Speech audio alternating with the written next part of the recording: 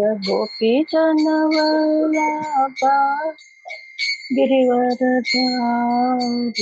जय गोपी जनवल्लभा गिरिवरधारी यशोदनन्दन भजन सज्जन यशोदनन्दन व्रजजन रञ्जन यमुनतीरा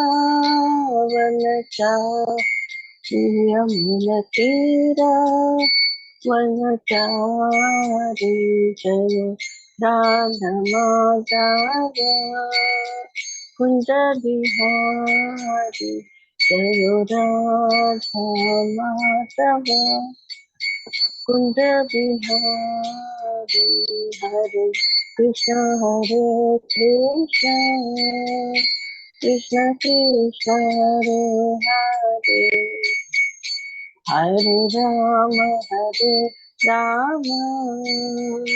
राम राम हरे हरे हरे कृष्ण कृष्ण कृष्ण हरे हरे हरे राम राम राम हरे हरे जय प्रभुपदा जय प्रभुपदा प्रभुपदा शिल प्रभुपदा जय गुरुदेवा जय गुरुदेवा गुरुदेवा जय गुरुदेवा नित्य गौर हरि बोल हरि बोल हरि बोल नित्य गौर हरि बोल। श्री श्री राधा माधव की जय, श्रील प्रभुपाद की जय, श्रील गुरुदेव की जय, निताई गौर प्रेमानंदे।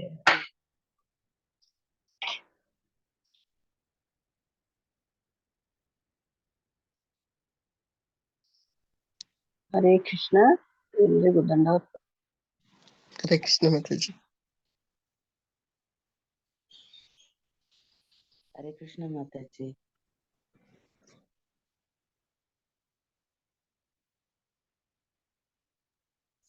हरे कृष्ण माताजी, दंडवत प्रणाम।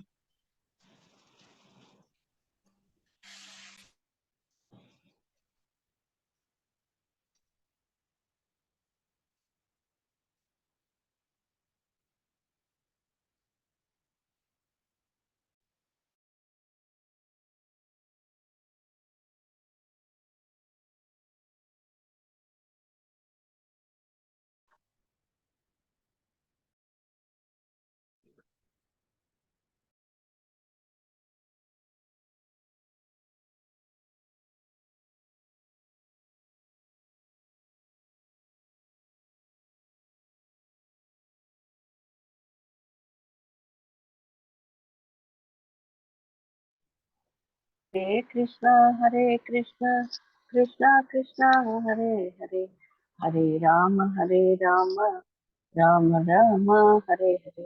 ಕೇಳಿಸ್ತಾ ಇದ್ಯಾ? ಕೇಳಿಸ್ತಾ ಇದೆ ಮಾತಾಜಿ. ಓಕೆ ಮತ್ತೆ ಪ್ರಣಾಮ ಮಂತ್ರಗಳಿಂದ ಶುರು ಮಾಡೋಣ. ಓಂ ಅಜ್ಞಾನ ತಿಮಿರಾಂಧಸ್ಯ ಜ್ಞಾನಾಂಜನ ಶಲಾಕಯ ಚಕ್ಷುರುನ್ಮಿಲಿತಂ ಯೇನ ತಸ್ಮೈ ಶ್ರೀ ಗುರುವೇ ನಮಃ. ಶ್ರೀ ಚೈತನ್ಯ ಮನೋಭೀಷ್ಟಂ ಸ್ಥಾಪಿತಂ ಯೇನ ಭೂತಲೆ ಸ್ವಯಂ ರೂಪ ಕದಾ ಮಹ್ಯಂ ದದಾತಿ ಸ್ವಪದಾಂತಿಕಂ.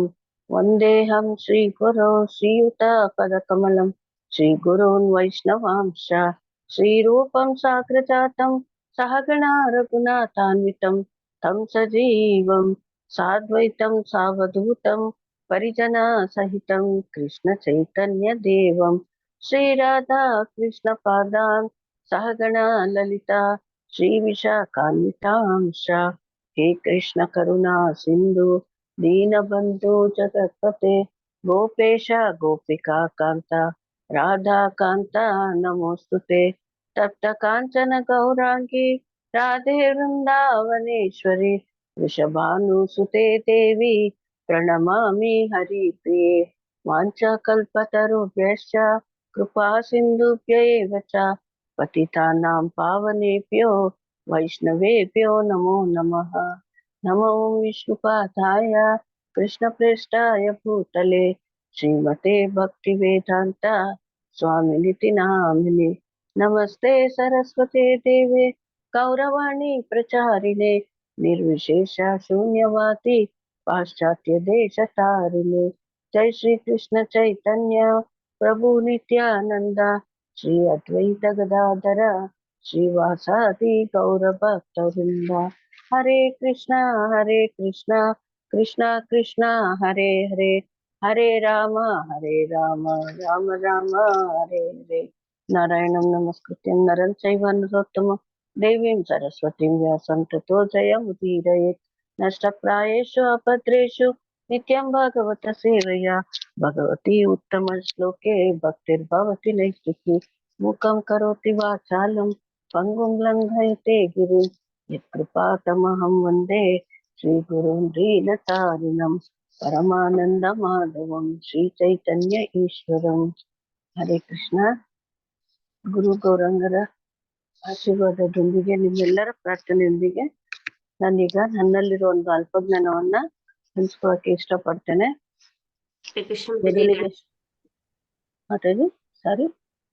ಹರೇ ಕೃಷ್ಣ ಮಾತಾಜಿ ದಂಡಾರ್ಪಣ. ಹರೇ ಕೃಷ್ಣ ಮಾತಾಜಿ ದಂಡಾರ್ಪಣ. ಮೊದಲಿಗೆ ಶ್ಲೋಕ 23 ನೋಡೋಣ.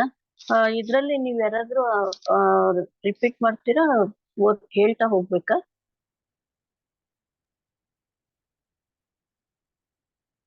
ಇಲ್ಲ ಮಾತಾಜಿ ಮಾತಾಜಿ, 23 ಹಾಕಿದ ಶ್ಲೋಕ ಮತ್ತೆ ಹೇಳ್ಬಿಟ್ಟು ಭಾವಾರ್ಥ ಅನುವಾದ ಓದೋದು ಮಾತಾಜಿ. ನೀವ್ ಓದ್ತೀರಾ?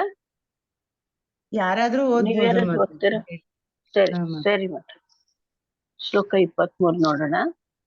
ಸತ್ಸೇವಯ ದೀರ್ಘಯಾಪಿ ಜಾತಾ ಮಯಿ ದೃಢಾಮತಿಃ ಹಿತ್ವಾ ವದ್ಯಮಿಮಂ ಲೋಕಂ ಗಂತಾ ಮಜ್ಜಾನ ತಾಮಸಿ. ಶ್ರೀಲ ಪ್ರಭುಪಾದ ಅನುವಾದ ಭಾವಾರ್ಥಕ್ಕೆ ಜೈ. ಕೆಲವೇ ದಿನಗಳ ಮಟ್ಟ 25 ಹೇಳ್ಬೇಕು ಮಾತಾಜಿ. 25 25 25 26 ಮಾತಾಜಿ. ಹೌದಾ? ಅಯ್ಯೋ ಪ್ರಭು, 23 24 25 ಕೊಟ್ಟಿದ್ರ? ನಿನ್ನೆ ಆಗಿತ್ತಾ ಇದು? ಹ್ಮ್ ಮಾತಾಜಿ.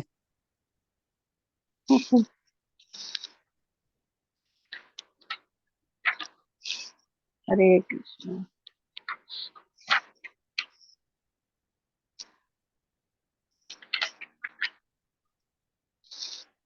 ಇಪ್ಪತ್ತೈದು 26 27 ಮಾತಾಜಿ. 25ರಿಂದ ಶುರು ಮಾಡ್ಬೇಕು ಮಾತಾಜಿ. ಹರೇ ಕೃಷ್ಣ. ಓಕೆ, ಸಂಕ್ಷಿಪ್ತವಾಗಿ ತಿಳ್ಕೊಳ್ತಾ ಹಾಗೆ ಮುಂದಕ್ಕೆ ಹೋಗೋಣ. ಪ್ರಭುಪಾದ್ರ ಭಾವಾರ್ಥದ ಜೊತೆಗೆ ಭಾವಾರ್ಥ ಮಾತಾಜಿ. ಓದ್ತೀರಾ ಯಾರಾದ್ರು? ಶೀಲ ಪ್ರಭುಪಾದ ಅನುವಾದ ಭಾವಾರ್ಥಕ್ಕೆ ಜೈ. ಕೆಲವೇ ಅನುವಾದ ದಿನಗಳ ಮಟ್ಟಿಗೆ ಮಾತಾಜಿ, ಅನುವಾದ ಭಾವಾರ್ಥ ಎರಡು ಸರಿ ಓದಿ, ಎರಡು ಓದಿ, ತೊಂದ್ರೆ ಇಲ್ಲ. 23ನೇ ಶ್ಲೋಕದ ಮಾತಾಜಿ. 23 24 ಸಂಕ್ಷಿಪ್ತವಾಗಿ ಹೇಳ್ಬಿಟ್ಟು ಮುಂದಕ್ಕೆ ಹೋಗೋಣ. ನನ್ನ ಶ್ಲೋಕ ಹೇಳ್ಬಿಟ್ಟಿದೀನಿ. 25 ಹೇಳದ್ಮೇಲೆ ನೀವು ಅನುವಾದ ಭಾವಾರ್ಥ ಓದಿ. ಮೊದ್ಲಿಗೆ 2 ಶ್ಲೋಕದ ಸ್ವಲ್ಪ ಮಾತ್ರ ತಿಳ್ಕೊಂಡ್ ಬಂದು, ಯಾಕೆಂದ್ರೆ ನನ್ಗೆ ಗೊತ್ತಿಲ್ಲ, 23ರಿಂದ ಪ್ರಿಪೇರ್ ಆಗ್ಬಿಟ್ಟಿದ್ದೀನಿ. ಹರೇ ಕೃಷ್ಣ. ಸೊ ಈ ಅಧ್ಯಾಯದಲ್ಲಿ ನಾರದ ಮುನಿಗಳು ತಮ್ಮ ಒಂದು ಹಿಂದಿನ ಜನ್ಮದ ವೃತ್ತಾಂತವನ್ನ ವ್ಯಾಸ ಮುನಿಗಳ ಜೊತೆಗೆ ಮಾತಾಡ್ತಾ ಇದ್ದಾರೆ. ತಮ್ಮ ವೃತ್ತಾಂತ ಹಿಂದಿನ ಜನ್ಮದಲ್ಲಿ ನಾವು ದಾಸಿಪುತ್ರರಾಗಿದ್ದನ್ನ ವರ್ಣಿಸಿ ಹೇಳ್ತಾ ಇದ್ದಾರೆ. ಭಗವಂತ ಹಿಂದಿನ ಶ್ಲೋಕದಲ್ಲಿ ಪ್ರಕಟಗೊಂಡ ಮತ್ತು ಅಪ್ರಕಟನಾಗ್ತಾನೆ. ಇದು 22ನೇ ಶ್ಲೋಕ. ಈಗ ಮುಂದಿನ ಶ್ಲೋಕದಲ್ಲಿ ಅವನು ನಿರ್ದೇಶನಗಳನ್ನ ಕೊಡ್ತಾ ಇದ್ದಾನೆ. 23ರಲ್ಲಿ ಭಗವಂತ ಅವನೆಡೆಗೆ ಬರ್ಬೇಕು ಅಂತ ನಮ್ಮನ್ನ ಕಾಯ್ತಾ ಇದ್ದಾನೆ. ಅವನು ಬಯಸ್ತಾ ಇದ್ದಾನೆ. ಅದಕ್ಕಾಗಿ ಸೇವೆ ಮಾಡ್ಬೇಕು. ಭಕ್ತಿ ಸೇವೆ ಅಂದ್ರೇನು? 9 ವಿಧದ ನವವಿಧ ಭಕ್ತಿಗಳನ್ನ ಮಾಡ್ಬೇಕು ಅನ್ನೋದು. ಸೊ ಆ ನವವಿಧ ಭಕ್ತಿಗಳು ನೀವು ಈಗಾಗ್ಲೇ ತುಂಬಾ ಸಲ ಕೇಳಿರ್ತೀರಿ. ಶ್ರವಣ, ಕೀರ್ತನ, ಸ್ಮರಣ, ವಂದನ, ಅರ್ಚನ, ಪಾದ ಸೇವನ, ದಾಸ್ಯ, ಸಖ್ಯ, ಆತ್ಮ ನಿವೇದನ. ಶ್ರವಣ, ಕೀರ್ತನ, ವಂದನ, ಸ್ತುತಿಸಿ ಅವನನ್ನ ಕೊಂಡಾಡುವುದು, ಪ್ರಾರ್ಥನೆಗಳನ್ನ ಸಲ್ಲಿಸೋದು, ಇವಿಷ್ಟರಲ್ಲಿ ಈ ನವವಿಧ ಭಕ್ತಿಗಳಲ್ಲಿ ಇವಿಷ್ಟನ್ನ ಮಾಡಿದ್ರು ಭಗವಂತನ ಪ್ರೇಮವನ್ನ ಪಡ್ಕೊಳ್ಬೋದು ಅನ್ನೋದನ್ನ ನೋಡ್ಬೋದು. ಬೃಹತ್ ಭಾಗವತದಲ್ಲಿ ಗೋಪಕುಮಾರ ಒಬ್ಬ ಬರ್ತಾನೆ. ಆ ಗೋಪಕುಮಾರನ ಕಥೆಯನ್ನು ಸನಾತನ ಗೋಸ್ವಾಮಿಗಳು ಬರ್ದಿದ್ದಾರೆ. ಯಮುನಾ ನದಿ ಬಳಿ ಆಡ್ತಾ ಇದ್ದಂತ ಗೋಪಕುಮಾರ ಒಬ್ಬ ಸಾಧುವಿನ ಬಳಿ ಬಂದು ಅವನ ಹತ್ರ ಮಾತಾಡ್ತಾ ಇರ್ತಾರೆ. ಆ ಗೋಪ ಬಾಲಕನಿಗೆ ಮಂತ್ರ ದೀಕ್ಷೆ ಕೊಡ್ಬೇಕು ಅಂತ ಅವ್ರು ಪ್ರೇರಣೆ ಆಗುತ್ತೆ. ಆ ಗೋಪ ಬಾಲಕನನ್ನ ಸೈಡ್ ಅಲ್ಲಿ ಕರೆದು ಮಂತ್ರ ದೀಕ್ಷೆ ಇದ್ದಕ್ಕಿದ್ದಾಗೆ ಕೊಟ್ಬಿಟ್ರು. 3 ಬಾರಿ ಕಿವಿಯಲ್ಲಿ ಆ ಗೋಪಾಲ ಮಂತ್ರವನ್ನ ಹೇಳಿದ್ಮೇಲೆ ಅನಾಥನಿಗೆ ಆ ಒಂದು ಸಾಧುವಿಗೆನೆ ಭಾವಪರಶೆ ಉಂಟಾಯ್ತಂತೆ. ಆ ಗೋಪಕುಮಾರನ್ಗೆ ಬಹಳ ಪರಿವರ್ತನೆ ಆಗಿ ಅವನು ರಾಧಾ ಮದನ ಮೋಹನನ್ನ ಆ ಒಂದು ಗೋಪಾಲ ಮಂತ್ರವನ್ನ ಪಠನೆ ಮಾಡ್ತಾ ಅವರಲ್ಲಿ ಅವರ ಕೃಷ್ಣನ ಪ್ರೇಮವನ್ನ ಬೇಕು ಅಂತ ಬೇಡ್ಕೊಳ್ತಾ ಅದ್ರಲ್ಲಿ ಎಷ್ಟು ಉನ್ನತಿ ಸಾಧಿಸಿದ್ರು ಅಂದ್ರೆ ಭಾರತದೆಲ್ಲ ಸಂಚರಿಸಿ ಭೂಮಿಯಿಂದ ಆಚೆನು ಪ್ರಯಾಣ ಮಾಡುವಂತ ಒಂದು ಶಕ್ತಿಯನ್ನ ಪಡ್ಕೊಂಡ್ರು ಅವ್ರು. ಅಲ್ಲಿಂದ ಅವರು ಶಿವಲೋಕ, ಇಂದ್ರಲೋಕ, ಬ್ರಹ್ಮಲೋಕ, ವೈಕುಂಠ, ಅಯೋಧ್ಯ, ದ್ವಾರಕ ಎಲ್ಲವನ್ನ ತಲುಪಿದ್ರು. ಕೊನೆಗೆ ಗೋಲೋಕ ಬೃಂದಾವನಕ್ಕೆ ಹೋದ್ರು. ಸೊ ಹಾಗೆ ಅಲ್ಲಿ ಕೃಷ್ಣನ ಸಾನ್ನಿಧ್ಯವನ್ನ ಅವರು ಪಡ್ಕೊಂಡ್ರು. ಇದ್ರ ಬಗ್ಗೆ ಗೋಪಕುಮಾರ ಹೇಳ್ತಾರೆ, ತದ್ದರ್ಶನೆ ಜಾತ ಮನೋರಥ ಕುಲಹ ಸಂಕಲ್ಪ ಪೂರ್ವಂ ಜನ್ಮ ನೃಜಪಂ ಸಮಾಚಾರನ್. ನಾನು ಭಗವಾನ್ ಕೃಷ್ಣನನ್ನು ನೋಡೋ ಒಂದು ನಿರ್ದಿಷ್ಟ ಉದ್ದೇಶದಿಂದ ಈ ಗೋಪಾಲ ಮಂತ್ರ ಉತ್ಸಾಹದಿಂದ ಜಪ ಮಾಡ್ತೇನೆ ಅಂತ ಗೋಪಕುಮಾರ ಹೇಳ್ತಾರೆ. ಸೊ ಇಲ್ಲಿ ಸಂಕ್ಷಿಪ್ತವಾಗಿ ನೋಡ್ತಾ ಹೋಗೋಣ ಅಂದ್ರೆ ಅದರಿಂದ ಕೆಲವನ್ನ ಬಿಟ್ಟು ಮುಂದಕ್ಕೆ ಹೋಗ್ತೇನೆ. ಗೋಪಕುಮಾರನಂತೆ ಸಂಸಾರದಲ್ಲೇ ಇದ್ರೂ ನಿಧಾನವಾಗಿ ಭಕ್ತರ ಸಂಘದಲ್ಲಿ ನಾವು ಕೃಷ್ಣ ಪ್ರೇಮವನ್ನ ಪಡ್ಕೊಳ್ಬಹುದು. ಆಮೇಲೆ ಅವನ ಪಾರ್ಷದರಾಗಿ ನಿರಂತರ ಸೇವಕರಾಗಿ ಅವರಲ್ಲೇ ನಾವು ನಿವಾಸವನ್ನ ಮಾಡ್ತಾ ಹೋಗ್ಬೋದು. ಗೋಪಿ ಪದ ಕಮಲಯೋ ದಾಸಾನು ದಾಸ. ತುಳಸಿ ಆರತಿ ಮಾಡುವಾಗ ಕೂಡ ಮಹಾರಾಣಿಯಲ್ಲಿ ಏನಂತ ಪ್ರಾರ್ಥನೆ ಮಾಡ್ತೀವಿ?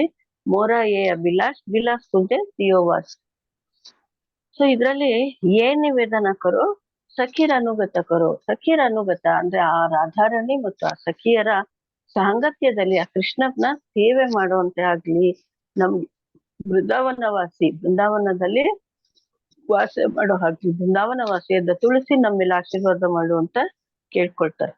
ಈಗ ನಮ್ಗೆ ಶುರುನಲ್ಲಿ ಅನ್ಸುತ್ತೆ, ಅರೆ ಇದೇನಿದು, ನಾವು ನಮ್ಮ ಭಕ್ತಿ ಪೂಜೆ ಏನೋ ಭಗವಂತ ಮಾಡ್ಕೊಂಡಿದ್ವಿ, ಇಲ್ಲಿ ಬಂದ್ ಸೇರ್ಕೊಂಡ್ಮೇಲೆ ಈ ರೀತಿ ಇಷ್ಟೊಂದು ಗುರು, ಶಿಕ್ಷಾ ಗುರುಗಳು, ಆಧ್ಯಾತ್ಮಿಕ ಗುರು, ಹಿರಿಯ ಭಕ್ತರು, ಕಿರಿಯ ಭಕ್ತರು, ಮತ್ತಿಷ್ಟೊಂದು ನೀತಿ ನಿಯಮಗಳು ಇಷ್ಟೆಲ್ಲ ಇದೆಯಲ್ಲ ಅಂತ ಅನ್ಸುತ್ತೆ. ಹಬ್ಬಬ್ಬ ಎಷ್ಟೊಂದು ಟೀಕೆಗಳು. ಆದ್ರೆ ಇವೆಲ್ಲ ಯಾವ್ದು ಅನ್ನೋ ಹಾಗೆ ಇಲ್ಲ. ಇದು ಯಾವ ರೀತಿ ಅಂದ್ರೆ ದೂರದ ಪರ್ವತವನ್ನ ನೋಡ್ತಾ ಇಲ್ವೋ ಇನ್ನೇನು ಶಿಖರ ಮುಟ್ತೇವೆ ಅನ್ಕೊಳ್ತೇವೆ. ಆದ್ರೆ ಹೋಗ್ತಾ ಹೋಗ್ತಾ ಹೋಗ್ತಾ ಆ ಶಿಖರದ ಆಚೆಗೆ ಇನ್ನಷ್ಟು ಚಿಕ್ಕ ಚಿಕ್ಕ ಪರ್ವತಗಳು, ಗಿರಿ ಶಿಖರಗಳು ನಮ್ಗೆ ಸಿಕ್ಕತ್ತೆ. ಅವನ್ನೆಲ್ಲ ಹಾದು ಹೋದ್ಮೇಲೆನೆ ಆ ಪರ್ವತದ ಶಿಖರದ ಗುರಿಯನ್ನ ತಲುಪೋದಕ್ಕೆ ನಮ್ಗೆ ಆಗತ್ತೆ. ಹಾಗೆ ನಾವು ಕೃಷ್ಣನನ್ನ ಸೇರ್ಬೇಕು ಅಂತಂದ್ರೆ ಭಕ್ತರ ಟೀಕೆಗಳು, ಗುರು, ಸದ್ಗುರು, ಆಚಾರ್ಯರು, ದೀಕ್ಷಾ ಗುರು, ಹೀಗೆ ಎಲ್ಲರ ಸಾಂಗತ್ಯದಲ್ಲಿದ್ದು ನಾವು ನಮ್ಮ ಸಾಧನೆಯನ್ನ ಮಾಡ್ತಾ ಆ ಒಂದು ಗುರಿಯನ್ನ ಸೇರ್ಬೋದು. ಕೃಷ್ಣ ಹೇಳ್ತಾನೆ, ಭಜತಾಂ ಪ್ರೀತಿ ಪೂರ್ವಕಂ ಸತತಂ ಕೀರ್ತಯಂತೋಮ. ಚೆನ್ನಾಗಿ ಸತತವಾಗಿ ಕೀರ್ತನೆಯನ್ನ ಮಾಡ್ಬೇಕು, ಪ್ರೀತಿ ಪೂರ್ವಕವಾಗಿ ಆ ಭಗವಂತನನ್ನ ಭಜಿಸ್ಬೇಕು. ಗುರುವಿನ ಕೆಲಸ ಏನು? ಗುರು ನಮ್ಮನ್ನ ಆಧ್ಯಾತ್ಮಿಕ ಲೋಕಕ್ಕೆ ಕರೆದೊಯ್ಯೋದು. ಸೊ ಇದು 23-24ರಲ್ಲಿ ಬ್ರಹ್ಮನ ಒಂದು ಹಗಲು ಕಳೀತಾ ಇದ್ದಂಗೆ ನಮ್ಗೆ ಎಲ್ಲವೂ ವಿಶ್ರಾಂತಿಯನ್ನ ಪಡ್ಕೊಳ್ಳುತ್ತೆ. ಆದ್ರೆ ನಮಗೆ ಅದ್ರ ನೆನಪಿರಲ್ಲ. ಭಗವಂತನ್ಗೆ ಪ್ರತಿಯೊಂದು ನೆನಪಿರುತ್ತೆ. ಸರಿಯಾದ ಸಮಯದಲ್ಲಿ ಆ ಸ್ಮರಣೆಯನ್ನ ಭಗವಂತನ ನಮ್ಗೆ ಕೊಡ್ತಾನೆ ಅನ್ನೋದನ್ನ ನೋಡ್ಬೋದು. ಉದಾಹರಣೆಗೆ ಜಡಭರತ ಮೊದಲು ಜಡಭರತನಾಗಿದ್ದ, ಆಮೇಲೆ ಜಿಂಕೆ ಆದ, ಆಮೇಲೆ ಜಡಭರತನಾದ.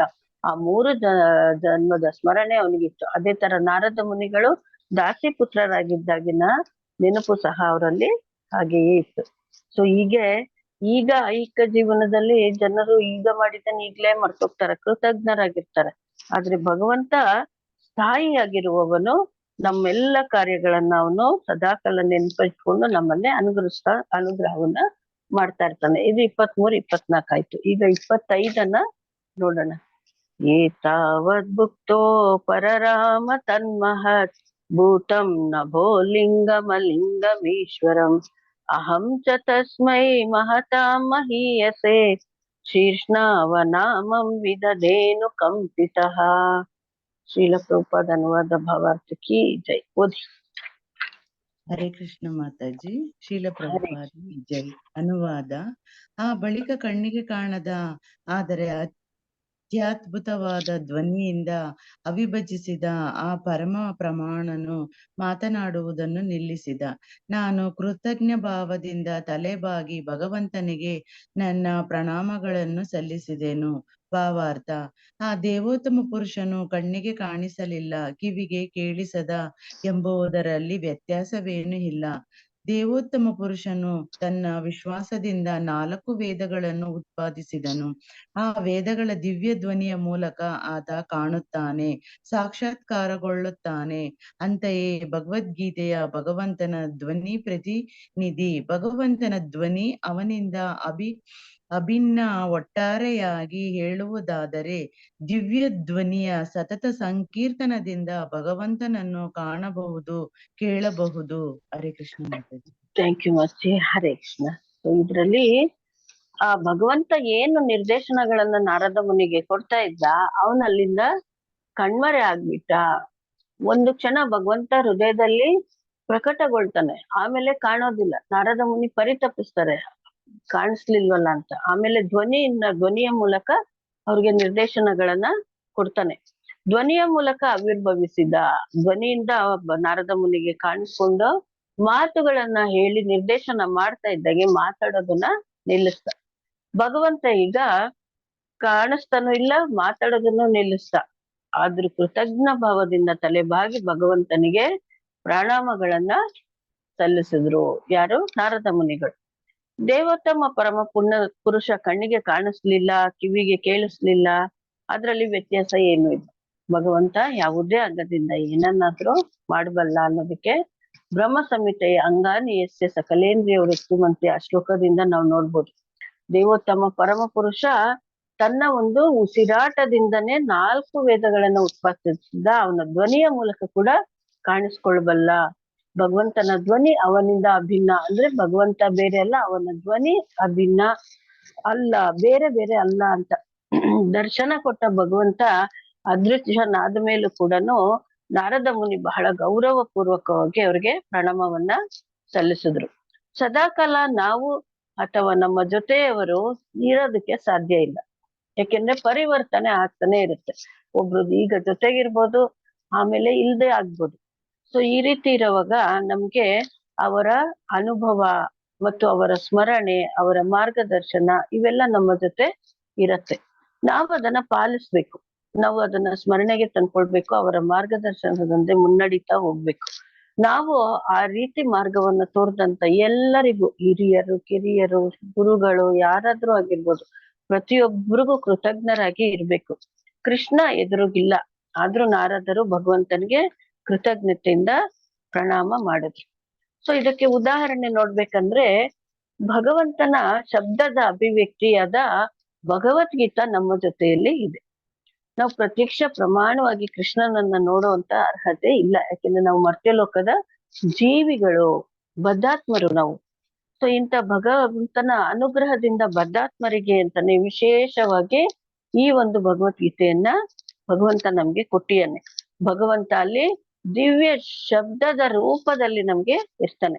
ಆ ದಿವ್ಯ ಶಬ್ದದ ಉಚ್ಚಾರಣೆ, ಶ್ರವಣ ಮಾಡೋದು, ಅದ್ರ ಮೂಲಕನೇ ನಾವು ಭಗವಂತನನ್ನ ಕಾಣ್ತಾ ಹೋಗ್ಬೋದು. ಅದ್ರ ಮೂಲಕ ಕಾಣ್ತಾ ಕಾಣ್ತಾ ಅವನು ಆ ವಾಣಿಯಲ್ಲಿ ನಮ್ಗೆ ಏನು ಸಲಹೆ ಸೂಚನೆಯನ್ನ ಕೊಡ್ತಾನೆ, ಏನ್ ಮಾರ್ಗದರ್ಶನ ಕೊಡ್ತಾನೆ, ಅವುಗಳನ್ನ ನಮ್ಮ ಹೃದಯದಲ್ಲಿ ಇಟ್ಟುಕೊಂಡು ಅದನ್ನ ಚಾಚು ತಪ್ಪದೆ ಪಾಲನೆ ಮಾಡ್ಬೇಕು. ಮೊದಲಿಗೆ ನಮಗ್ ಬೇಕಾಗಿರೋದು ಅದೇನೆ, ನಡೆ ನುಡಿ ಎರಡೂನು ಒಂದೇ ಆಗಿರ್ಬೇಕು. ಯಾಕೆಂದ್ರೆ ನುಡಿಯೋದೊಂದು, ಮಾಡೋದೊಂದು ಆಗ್ಬಾರ್ದು. ಸೊ ಆದ್ರಿಂದ ಆಚಾರ ವಿಚಾರಗಳು ಒಂದೇ ಆಗಿರ್ಬೇಕು ಅಂತ ಹೇಳಿ ನಾವಿಲ್ಲಿ ನೋಡ್ಬೋದು. ಹರೇ ಕೃಷ್ಣ. ಮತ್ತೆ ಇದು ಏನಾದ್ರೂ ಡೌಟ್ ಇದೆಯಾ? ಮುಂದಿನ ಶ್ಲೋಕಕ್ಕೆ ಹೋಗೋಣವಾ? ಯಾರಿಗಾದ್ರೂ ಏನಾದ್ರು ಇನ್ನ ಕೇಳ್ಬೇಕನ್ಸುತ್ತಾ?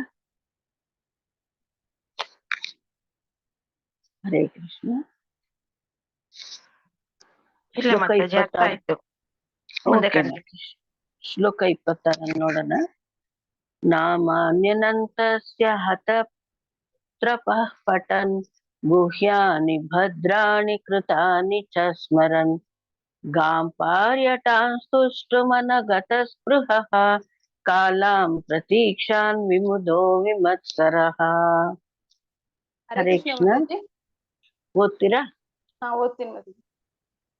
ಹೀಗೆ ನಾನು ಐಹಿಕ ಜಗತ್ತಿನ ಔಪಚಾರಿಕ ಸಂಗತಿಗಳನ್ನು ನಿರ್ಲಕ್ಷಿಸಿ ಭಗವಂತನ ಪವಿತ್ರ ನಾಮ ಮತ್ತು ಮಹಿಮೆಗಳನ್ನು ಮತ್ತೆ ಮತ್ತೆ ಪಠಿಸುತ್ತಾ ಸಂಕೀರ್ತನೆಗೆ ತೊಡಗಿದೆ. ಭಗವಂತನ ದಿವ್ಯ ಲೀಲೆಗಳ ಆ ಸಂಕೀರ್ತನ ಮತ್ತು ಸ್ಮರಣೆಯೇ ಅವನ ಅನುಗ್ರಹವಾಗಿದೆ. ಹೀಗೆ ಮಾಡುತ್ತಾ ಪೂರ್ಣ ತೃಪ್ತನಾಗಿ ವಿನೀತನಾಗಿ ನಿರ್ಮತ್ಸರನಾಗಿ ನಾನು ಭೂಮಿಯನ್ನೆಲ್ಲ ಸಂಚರಿಸಿದೆನು. ಭಾವಾರ್ಥ: ಭಗವಂತನಿಗೆ ಪ್ರಾಮಾಣಿಕನಾದ ಭಕ್ತನ ಜೀವನ ಹೇಗಿರುವುದೆನ್ನುವುದನ್ನು ನಾರದ ಮುನಿಗಳು ತಮ್ಮ ವೈಯಕ್ತಿಕ ನಿದರ್ಶನದ ಮೂಲಕ ಸಂಕ್ಷಿಪ್ತವಾಗಿ ವರ್ಣಿಸಿದ್ದಾರೆ. ಅಂತಹ ಭಕ್ತನು ಭಗವಂತನಿಂದ ಅಥವಾ ಭಗವತ್ ಪರಂಪರೆಯ ಪ್ರತಿನಿಧಿಯಿಂದ ದೀಕ್ಷೆಗೊಂಡ ಬಳಿಕ ಭಗವಂತನ ಮಹಿಮೆಯನ್ನು ಸಂಕೀರ್ತನ ಮಾಡಲು ಮತ್ತು ಜಗತ್ತಿನುದ್ದಕ್ಕೂ ಸಂಚರಿಸಲು ತುಂಬಾ ಗಂಭೀರವಾಗಿ ತೊಡಗುತ್ತಾನೆ. ಅದರಿಂದ ಇತರರು ಭಗವಂತನ ಮಹಿಮೆಯನ್ನು ಕೇಳಲು ಸಾಧ್ಯವಾಗುತ್ತದೆ. ಅಂತಹ ಭಕ್ತರಿಗೆ ಐಹಿಕ ಲಾಭದ ಆಸೆ ಇರುವುದಿಲ್ಲ. ಅವರಿಗಿರುವ ಒಂದೇ ಒಂದು ಆಸೆ ಎಂದರೆ ಭಗವದ್ಧಾಮಕ್ಕೆ ಹಿಂದಿರುಗುವುದು. ಇದಕ್ಕೆ ಅವರು ಕಾಲಾಂತರದಲ್ಲಿ ಐಹಿಕ ಶರೀರವನ್ನು ತ್ಯಜಿಸುವವರೆಗೆ ಕಾಯಬೇಕಾಗುತ್ತದೆ. ಭಗವದ್ಧಾಮಕ್ಕೆ ಹಿಂದಿರುಗುವುದೇ ಅವರ ಜೀವನದ ಅತ್ಯುತ್ತಮ ಗುರಿಯಾದ್ದರಿಂದ ಅವರು ಯಾರ ಬಗ್ಗೆಯೂ ಎಂದೂ ಮತ್ಸರ ಪಡುವುದಿಲ್ಲ. ಭಗವದ್ಧಾಮಕ್ಕೆ ಹಿಂದಿರುಗಲು ಅರ್ಹರಾಗಿರುವುದರ ಬಗ್ಗೆ ಅಹಂಕಾರ ಪಡುವುದೂ ಇಲ್ಲ. ಅವರ ಏಕೈಕ ಕಾಯಕವೆಂದರೆ ಭಗವಂತನ ಪವಿತ್ರ ನಾಮ ಮಹಿಮೆ ಲೀಲೆಗಳನ್ನು ಸ್ಮರಿಸುವುದು, ಸಂಕೀರ್ತನ ಮಾಡುವುದು. ಐಹಿಕ ಲಾಭದ ಉದ್ದೇಶವಿಲ್ಲದೆ ಇತರರ ಕಲ್ಯಾಣಕ್ಕೋಸ್ಕರ ವೈಯಕ್ತಿಕ ಸಾಮರ್ಥ್ಯಕ್ಕೆ ಅನುಗುಣವಾಗಿ ಭಗವಂತನ ಸಂದೇಶವನ್ನು ಪ್ರಚಾರ ಮಾಡುವುದು. ಹರೇ ಕೃಷ್ಣ ಮಾತೆ. ಹರೇ ಕೃಷ್ಣ. ಜೈ ಹರಿ ಬೋಲ್. ನೋಡಿ ಎಷ್ಟು ಚೆನ್ನಾಗಿ ಪ್ರಭುಪಾದ ಇದ್ರಲ್ಲಿ ವಿವರಣೆಯನ್ನ ಕೊಟ್ಟಿದ್ದಾರೆ. ಹೀಗೆ ನಾನು ಐಹಿಕ ಜಗತ್ತಿನ ಔಪಚಾರಿಕ ಸಂಗತಿಗಳನ್ನು ನಿರ್ಲಕ್ಷಿಸಿ ಅಂದ್ರೆ ಏನು, ಐಹಿಕ ಜಗತ್ತಿನಲ್ಲಿ ಯಾವುದೇ ಒಂದು ವಿಷಯಗಳೇನಿತ್ತು ಔಪಚಾರಿಕವಾದದ್ದು, ತಾತ್ಕಾಲಿಕವಾದದ್ದು, ಶಾಶ್ವತವಾದದ್ದಲ್ಲ, ಅವುಗಳನ್ನ ನಿರ್ಲಕ್ಷ್ಯ ಮಾಡಿ ಭಗವಂತನ ಪವಿತ್ರ ನಾಮ ಮತ್ತು ಮಹಿಮೆಗಳನ್ನ ಸಂಕೀರ್ತನೆ ಮಾಡ್ತಾ ಹೊರಟ್ರು. ನಾರದ ಮುನಿಗಳು ಕೈಯಲ್ಲಿ ಏನ್ ಹಿಡಿದಿರ್ತಾರೆ? ತಂಬೂರಿ. ಯಾವಾಗ್ಲೂ ಅವ್ರ ಕೈಯಲ್ಲಿ ತಂಬುರಿ. ಅದ್ರ ಹೆಸರೇನು? ಮಹತಿ. ಮಹತಿ. ಸೊ ಆ ಮಹತಿ ತಂಬುರಿಯನ್ನ ಹಿಡಿದು ಅವರು ವೀಣಾ ಅದನ್ನ ಹಿಡಿದು ಮತ್ತೆ ಮತ್ತೆ ಅವರು ಹರಿನಾಮವನ್ನ ಸಂಕೀರ್ತಿಸ್ತಾ ಇರ್ತಾರೆ. ಆ ನಾರದ ಮುನಿಯ ಹೆಸರೇ ಸೂಚಿಸುತ್ತೆ ಏನಂತ? ನಾರಾಯಣನನ್ನ ದಯಪಾಲಿಸುವವನು ನಾರದ ಅಂತ ಅವ್ರ ಹೆಸರಿನ ಅರ್ಥ. ಸೊ ಅದನ್ನ ಮತ್ತೆ ಮತ್ತೆ ಅವರು ಪಠಿಸ್ತಾ ಇರ್ತಾರೆ. ಅವರು ಯಾವಾಗ್ಲೂನು ಶ್ರೀಮನ್ನಾರಾಯಣ ಮಹಾಮಂತ್ರದ ಸಂಕೀರ್ತನೆಯನ್ನ ಮಾಡ್ತಾ ಇರ್ತಾರೆ. ಹರೇ ಕೃಷ್ಣ ಕೃಷ್ಣ ಕೃಷ್ಣ ಹರೇ ಹರೇ, ಹರೇ ರಾಮ ರಾಮ ರಾಮ ಹರೇ ಹರೇ. ಭಗವಂತನ ದಿವ್ಯ ಲೀಲೆಗಳನ್ನ ಹೇಳ್ತಾ ಇರ್ತಾರೆ, ಸಂಕೀರ್ತನೆಯನ್ನ ಮಾಡ್ತಾ ಇರ್ತಾರೆ, ಸ್ಮರಣೆಯನ್ನ ಮಾಡ್ತಾ ಇರ್ತಾರೆ. ಅದೇ ವಿಶೇಷವಾದ ಅನುಗ್ರಹ ನನಗಾಗಿದೆ ಅಂತ ಹೇಳಿ ನಾರದ ಮುನಿಗಳು ಹೇಳ್ತಾರೆ. ಹೀಗ ಮಾಡ್ತಾ ಮಾಡ್ತಾ ಅವರು ಸಂಪೂರ್ಣ ತೃಪ್ತರಾಗಿ ವಿನೀತರಾದ್ರು. ನಿರ್ಮತ್ಸರ ಅಂದ್ರೆ ಬೇರೆಯವ್ರನ್ನ ನೋಡಿ ಕರುಬುವಂತ ಬುದ್ಧಿ ಅವರಲ್ಲಿ ಇರ್ಲಿಲ್ಲ. ಆಗ ಅವರು ಭೂಮಿಯೆಲ್ಲ ನಾನು ಸಂಚಾರ ಮಾಡಿದೆ ಅಂತ ನಾರದ ಮುನಿ ಹೇಳ್ತಿದ್ದಾರೆ. ಶ್ರೀಲ ಪ್ರಭುಪಾದ್ ಹೇಳ್ತಾ ಇದ್ದಾರೆ, ಭಗವಂತನಿಗೆ ಪ್ರಾಮಾಣಿಕನಾದ ಭಕ್ತನ ಜೀವನ ಹೇಗಿರ್ಬೇಕು ಅನ್ನೋದನ್ನ ನಾರದ ಮುನಿಗಳಲ್ಲಿ ತೋರಿಸ್ಕೊಡ್ತಾ ಇದ್ದಾರೆ. ಜೀವಂತ ಉದಾಹರಣೆ ಅದು. ನಾರದ ಮುನಿ 12 ಮಹಾಜನರಲ್ಲಿ ಒಬ್ಬರು. ಅವರ ನಿರ್ದೇಶನದ ಮೂಲಕ ನಮ್ಗೆ ಇದನ್ನ ವರ್ಣಿಸ್ತಾ ಇದ್ದಾರೆ. ಭಕ್ತ ಭಗವತ್ ಪರಂಪರೆಯ ಪ್ರತಿನಿಧಿ ಅಂದ್ರೆ ಯಾವುದೇ ಒಂದು 4 ಸಂಪ್ರದಾಯ ನಮ್ಮಲ್ಲಿರೋದು. ಆ 4 ಸಂಪ್ರದಾಯಗಳಲ್ಲಿ ಯಾವುದಾದ್ರು ಒಂದು ಸಂಪ್ರದಾಯಕ್ಕೆ ನಾವು ಕನೆಕ್ಟ್ ಆಗ್ಬೇಕು ಮತ್ತು ಆ ಗುರು ಪರಂಪರೆಯ ಮೂಲಕ ನಾವು ಅದನ್ನ ಮುಂದುವರಿಸ್ತಾ ಬರ್ಬೇಕು. ಈಗ ನಮ್ಮ ಸಂಪ್ರದಾಯದ ಪ್ರಕಾರ ಬ್ರಹ್ಮನಿಂದ ಆರಂಭವಾದ ಆ ಒಂದು ಸಂಕೀರ್ತನ ಆಂದೋಲನ ಚೈತನ್ಯ ಮಹಾಪ್ರಭುಗಳ ಕೃಪೆಯಿಂದ ರೂಪಾದರವರೆಗೂ ನಮ್ಗೆ ಸಿಗ್ತಾ ಇದೆ. ಗುರು ಪರಂಪರೆಯಲ್ಲಿ ಹೇಗೆ ಅಂದ್ರೆ ಒಂದು ಕೊಂಡಿಯಿಂದ ಒಂದು ಕೊಂಡಿಗೆ ಸರಪಳಿ ಹೇಗೆ ಸೇರಿಸಲ್ಪಟ್ಟಿರುತ್ತೋ ಒಂದು ಚೈನ್ ಸಿಸ್ಟಮ್, ಆ ಚೈನ್ ಅಲ್ಲಿ ಒಂದು ಕೊಂಡಿ ಕೊಳಚಿದ್ರು ನಾವು ಅಲ್ಲಿ ಕನೆಕ್ಟ್ ಆಗೋದಿಲ್ಲ. ಸೊ ಗುರು ಪರಂಪರೆಗೆ ಕನೆಕ್ಟ್ ಆಗಿ ನಾವು ಅದರ ಮೂಲಕ ನಾವು ಆ ಗುರುಗಳ ಮಾರ್ಗದರ್ಶನದಂತೆ ಆ ಭಗವಂತನ ಸೇವೆಯನ್ನ ಮಾಡ್ತಾ ಹೋಗ್ಬೇಕು. ಸೇವೆ ಮಾಡೋದೇನೆ ಮೇನ್ ಇಂಪಾರ್ಟೆನ್ಸ್. ಮತ್ತು ಬದುಕಿನ ಗುರಿ ಏನು ಅಂದ್ರೆ ಆ ಭಗವಂತನನ್ನ ಸೇರೋದು, ಆ ಪರಾತ್ಪರನನ್ನ ಸೇರೋದು. ಸೊ ಈ ಪರಂಪರೆಯಿಂದ ಭಗವತ್ ಪರಂಪರೆಯ ಪ್ರತಿನಿಧಿಯಿಂದ, ಸೊ ಈಗ ನೀವೇ ನೋಡ್ದ ಹಾಗೆ ರೂಪಾದ್ರವರೆಗೂ ಪರಂಪರೆ ಬಂದು ಮತ್ತೆ ಅವರ ಶಿಷ್ಯರುಗಳು ಮತ್ತವರ ಶಿಷ್ಯರುಗಳು ಹೀಗೆ ಗುರು ಪರಂಪರೆಯಲ್ಲಿ ಮುಂದುವರಿತಾ ಬರ್ತಾ ಇದೆ. ಅವುಗಳಲ್ಲಿ ನಾವು ಸೇರಿರೋದೆ ಅಂದ್ರೆ ನಾವು ಅವುಗಳಲ್ಲಿ ಸೇರುವಂತ ಭಾಗ್ಯವನ್ನ ಕರುಣಿಸಿರೋ ಆ ಗುರು ಮತ್ತು ಕೃಷ್ಣನಿಗೆ ನಾವು ಎಷ್ಟು ಕೃತಜ್ಞರಾಗಿದ್ರು ಸಾಲದು. ಮತ್ತೆ ಅದನ್ನ ಉಳಿಸ್ಕೊಳ್ಬೇಕು.